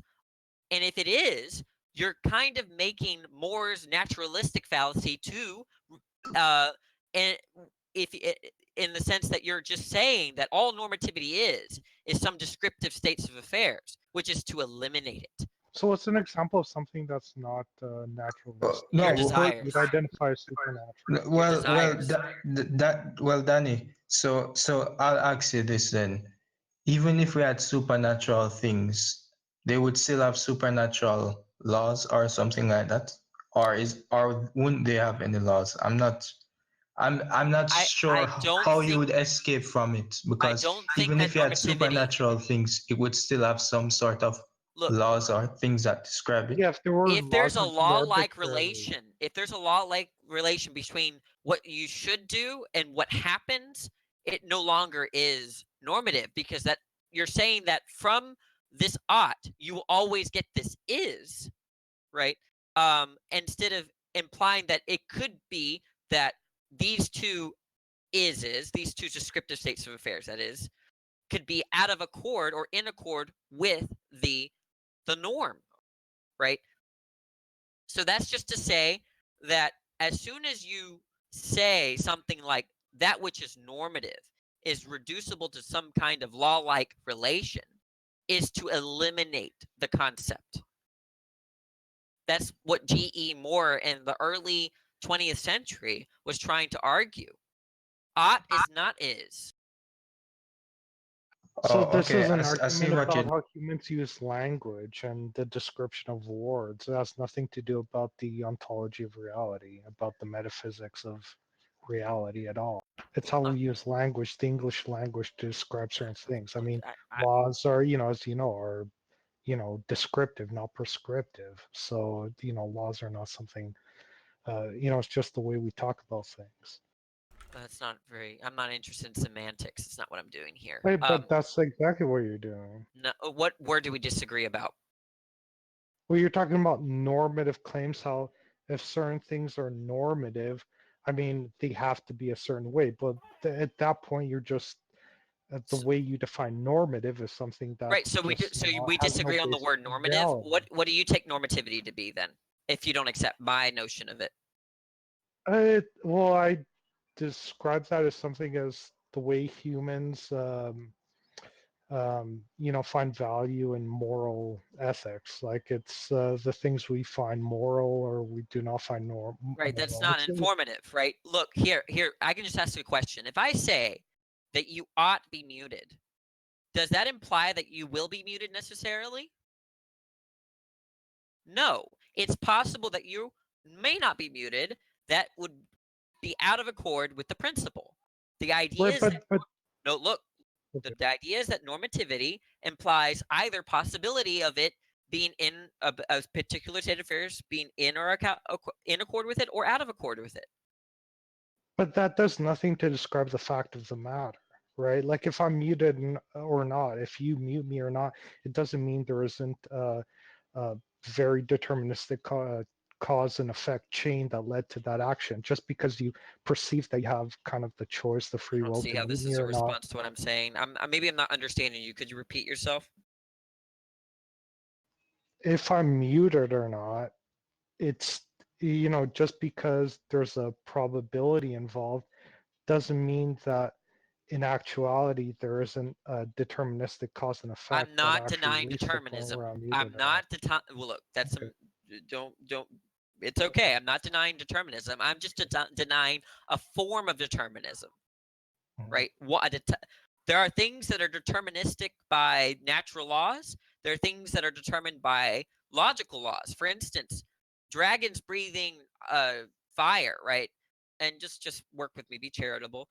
Is something that's prohibited under natural laws, but not prohibited under logical laws. It's perfectly coherent to say that there's a case in which there's a dragon breathing fire, right? It's not like a square triangle, right? The square triangle violates logical laws, right? So the point is that normativity is not governed by natural laws, because if it were, then to say that you ought do X, that would mean that there would be necessarily a particular state of affairs in principle. Right, and that also demonstrates that the logical consistency isn't a representation of what's actually real, metaphysically real. Okay, So for example, it's just we can have, gibberish. I don't no, understand but what we you're can saying. have logical consistency in the way we talk about dragons or anything The in fantasy, Beyonder was but more those interesting. things are He still was following me. imaginary. Beyonder was following me. I don't think you are anymore. Beyonder, what did you think about what I said? Yeah, so I'm struggling to see how supernaturalism would escape this Well, first of thing all, that I don't use that term. There are a lot of atheists in here that are non-naturalists. They reject naturalism, but they deny fairies, gods, deities. I meant non-physical, sir. Non-physical. Yeah. Okay. So if it's, there could be certain non-physical, I'm putting this in quotations, causal phenomena, right, that are not normative, right? I mean, it would look, if I'm holding a marker right now, okay? If I threw this marker at the wall, given the natural laws that I know, it should bounce off the wall and land to the ground. But if it went right through the wall, right, and then turned into a chicken, that's some kind of violation of what I take to be the natural laws, right? Okay. Now I can that would be supernatural. Wait 1 second. I have two choices here. I can revise the natural laws, or I could say that was a non-natural event. Okay. Now the former is, I don't really see a problem with the former in revising laws such that we could explain what happened, why the marker went through the wall and turned into a chicken, right? Now, the problem with that is that that's not going to be a good response to how we construe normativity, right? Because what laws do, if laws are held, that implies some kind of impossibility necessarily. If there's a law that if A causes B, and if there's a law that explains that causal relation, right? That's just to say that for A to not for A to not cause B, that state of affairs is impossible with regard or with respect to the law. This is how we construe possibility with respect to laws. When we're talking about logical possibility, we're discussing rules of logic or laws of logic, right? The three big ones, for instance. Yeah, but I'm Danny, afraid you're wrong. I'll ask you this: even if there was some non-physical thing or like desires, wouldn't they have non-physical laws too? So I'm not certain if you would escape this so-called problem that you have. Let's just another way to think of it. Think of the Harry Potter world, right? That's magic, right? Wands. There seems to be an order, right? Or laws governing wands, fireballs, werewolves, right? But we would take all those things to be supernatural, right? So I would say that there's a sense in which all that's supernatural and governed by laws, but I don't see how someone could make the claim, right? Like, let's say Harry Potter himself say, look, this is that which happens in the Muggle world and the Wizard world are all governed by laws. They're all natural with respect to those set of laws, right? So natural, I think, only makes sense. Now they want to distinguish the wizarding world, the magical world, and then the Muggle world, right? So they're going to have to describe two sets of natural, I'm putting this in quotation, natural order, and they might say the one that governs the magical phenomena might be the supernatural, which is just to say that a different order of laws that govern specific other kinds of phenomena that are distinct from the phenomena that Muggles experience. So that would be my best response to what you're If saying. the magical world can interact with the natural world, how do you distinguish between the two? Yeah, that's a good question. Also, so are you saying that there's some sort of laws or some sort of physical laws that are inside our brain that allow for this possibility that you're talking about? Because I don't know what you're talking about. In a sense, I would just say that what you're saying just doesn't exist and it's just a fact of reality, or you know what I meant. Well, you have to respond to my argument to that claim is not going to be rationally persuasive to me because it's not a response to what I'm saying. Oh, okay. So you're saying something about normativity. Yes. That which has the property of normativity Could you respond cannot to be that? governed you by said it was a natural good- laws. You said it was a good question, so how would you answer that question? I'm genuinely curious. Well, if I'm the saying that supernatural world can interact with the natural world, how would you distinguish the two? I don't think you can, which is why I think Harry Potter or Hermione would be fine to say that all of what they experience in terms of wands, trucks, cars, combustion, werewolves, that's all part of the natural order. I wouldn't. I think if she made that claim, I wouldn't have a good response. So Danny, I know that's that a good response. No, I'm just saying that I think you have a big problem with this, because if you're going to claim things like non-physical, then clearly you can't have anything that is a physical, or else it would be physical. So Can you repeat I'm that not. again? That didn't make sense to me. Well, I'm asking you, how can a non-physical thing interact with a physical? That's a bigger problem. Yeah, that's the But I don't biggest see problem. why anything hinges on that. What? I don't know how my hand is moving right now, right? But doesn't mean that it's not. Right? There's a difference between saying I know that versus I know how that. Okay. Well, we'd be able to detect it regardless, right? I mean, if the, No, I if don't the think- supernatural world, no, but I mean, like if the supernatural world interacted with the natural world, and there was a distinction between the two, you might not know how it happened, but you'd be able to detect the interaction, right? I was entertaining laws with respect to wizards, fireballs, and wands, right? And I've been saying there's a problem there in distinguishing that and not involving that in the natural order, right? But that's not what I'm discussing. I'm saying that normativity itself cannot be construed in terms of laws, right? Actually, normativity is so strange that it's actually, I'm saying this as a way to, like a rhetorical thing, but it's more spooky, right, than something like a fireball or a werewolf, right? Because with fireballs and werewolves, you could possibly have laws that govern those kinds of things, right? But with normativity, it's just not possible. Well, maybe, Danny, the way you describe normativity, maybe that just doesn't exist. Maybe that's. But you accepted it. I accepted it. When did I accepted it? When I asked you, if you remember the muting example, if I should mute you, you said it was possible that you could be muted or you could not be muted. Yeah. So that's just to accept my notion of normativity. Oh, okay. So I see now.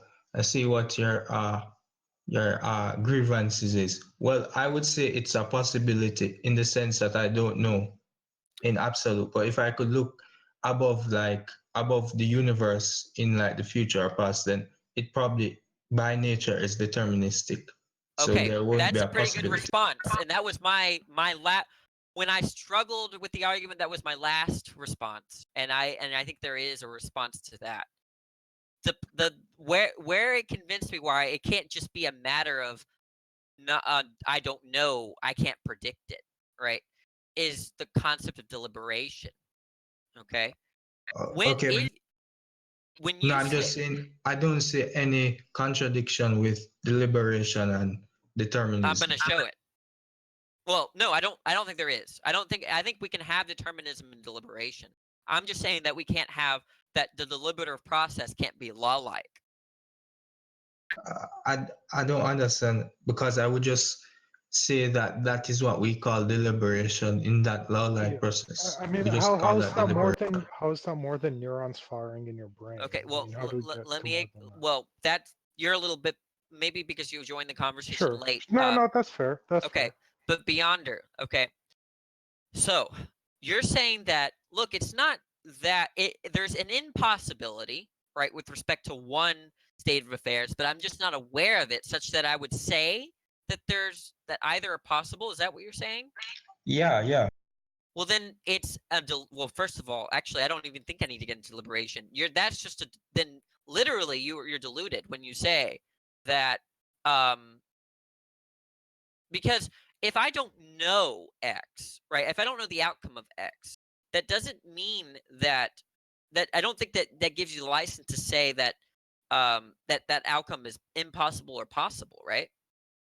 I think it does. I think you can say it's possible, but if you know underlying factors, then you would know. So if you don't know, you just don't know. So I would Okay, say well, let's give the example. Suppose you take two chemicals and you've never seen how they react, right? And you make a prediction, right? That one will explode. Maybe the prediction will explode, but in your mind, it's possible that it will explode or not explode, right? Sure. Okay. Okay. So then you mix the chemicals, and it turns out that it didn't explode. Nothing happened, right? So you would say something. You would revise your view to something like, okay, it was impossible given the natural order, right, that it would explode under these conditions, right? That's how you see it. Well, Danny, that is the black swan fallacy. Just because you do an experiment one time doesn't mean that you can make conclusions about the experiments. I don't mean it that way. I'm saying that if we rewound the clock, given the same conditions and the same chemicals, it would have been impossible for it to explode.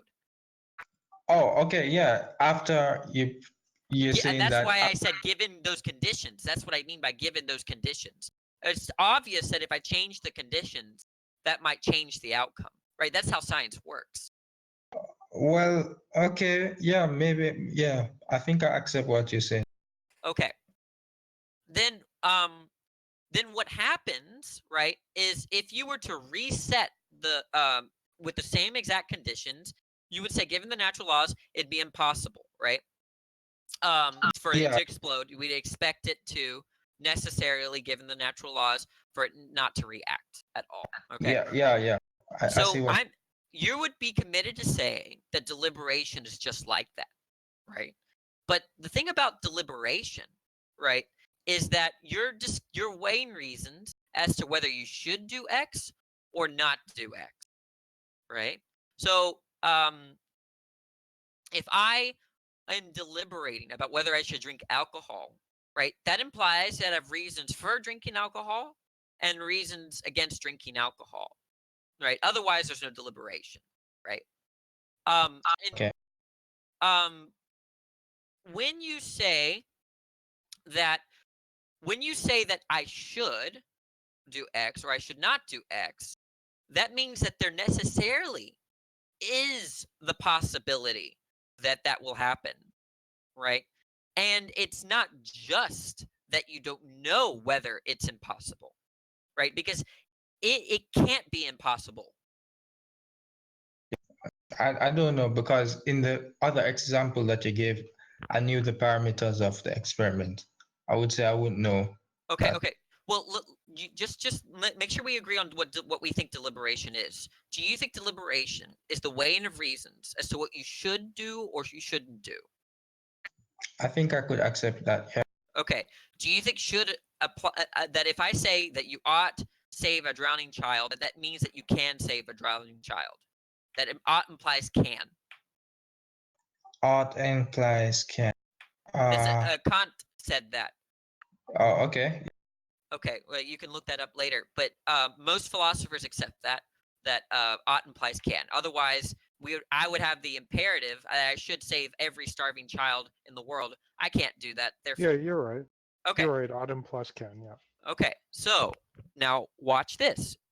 If you think that the impossible outcome is not predictable, you're accepting that one outcome is impossible, right? But if deliberation is the weighing of reasons such that you come to knowledge of what you should or shouldn't do, right? That implies that there is no impossible outcome. That's why it's disanalogous from the science experiment, the chemistry experiment, right? Because you're saying it's not that you don't know which outcome is impossible. You're making the claim that both outcomes are possible in virtue of weighing what you should or should not do. I see what you're saying. I think it's kind of a way of looking upon, like, is it futile, for people to, when you deliberate, if you believe there's something as just set in the way you're going to think about it, should we even try to motivate that person to think about that? But anytime you deliberate, if we understand that that deliberation, even if we understand that the deliberation is deterministic, we understand in the ways it is deterministic, in the way that new information will change the outcome. So if we prefer a different outcome in the way you might make that choice, we might persuade you and make arguments because we want to affect that deterministic outcome. So in that sense, that I don't think it is completely probabilistic in the way it ends up, because I think every input affects that outcome. So even if we do think it's deterministic, we can affect that deterministic outcome by providing new input that might benefit us in the way we see that outcome, the way we want that outcome to be. There's a lot said there, but what do you think, Beyonder? Yeah, I would agree with what that guy says, because I would say that there's a possibility for new information to Well, I'm not. Well, that's not incompatible with my view. My view allows for determinism, right? It could be that when the outcome happens, right, it's always going to be post hoc, right? And we could say that you could have done otherwise, and that just means that you could have had a different desire. Okay. So it's not. I'm not disputing determinism here. For the purposes of this argument, I'm a compatibilist, not a libertarian. With respect to freedom. Well, Danny, then why are we having this conversation? But if you are going to say that it requires non-physical, probably then I think that's where we should focus on then. Okay, well, I'm just saying that I don't know what I was saying. I'm just saying I'm not disputing determinism. I'm disputing the brand of determinism that involves natural law. So can I ask you a really quick question? This is very easy, and I'm sure you're going to give me a quick answer because I think I already know it. If we're able to rewind the clock and every single condition was exactly the same, could the outcome be any different than it was? No, Okay. Okay. So you see what you're doing is this is what and this is what compatibilists believe, and compatibilists would believe that in a scientific sense everything is determined. But when we're talking about utility, we act as if we have free will for utility purposes because the There are different immediate forms of compatibilism. well, okay, well, the immediate cause of our actions is ourselves. So in that sense, we would Right, call right. ourselves free. Free, yeah. That's basically it. Except that I would argue that the that the those that accept naturalism or hard determinism can't be a compatibilist. But that's How what I would so? say. How Well, so? like I said, when we deliberate, that whatever that we assume or we necessarily have the belief that either outcome is possible. But the thing is that if one outcome was possible, was impossible, then as a result of natural laws, then we would be deluded into thinking that we're deliberating. Oh, okay. Well, what if it's just a delusion then? Well, that's where we can draw the impasse. If you think you're deluded about weighing reasons and coming to a choice or a decision, that's then I'm just gonna say, look, I don't have that intuition. Okay, so it could be just a delusion, just Yeah, like I'm free not will. gonna accept though. I mean, I personally think that there's something substantial that's happening when I'm deliberating. So That could be Danny, an like illusion. even with in terms of compatibilism, even Daniel Dana and another compatibilist recognize that compatibilism is a form of determinism. It's just compatible with determinism. And when you say that there's a difference between a hard determinist and a compatibilist, we start getting into kind of a distinction without a difference in the way we view with the way we talk about things, but we agree upon the hard facts of things, right? Well, We agree didn't- upon the way the things are, but we just don't like the way we define certain words and the way we define the way we talk about, the way humans act, right? Yeah, Dennett would disagree with it, most of what I'm saying. Okay. I mean, he's a compatibilist as well. He is, and I would argue with him as to why he couldn't be if he accepted a physicalist account of the mind. It's still, Danny? you know what? I don't know. Like, Beyonder, do you find it like I still find it confused? I still find Danny's position a little confusing. Am I Beyonder, the if only one, and or- Underjoy, there is a book, and it's a lot of work. It's very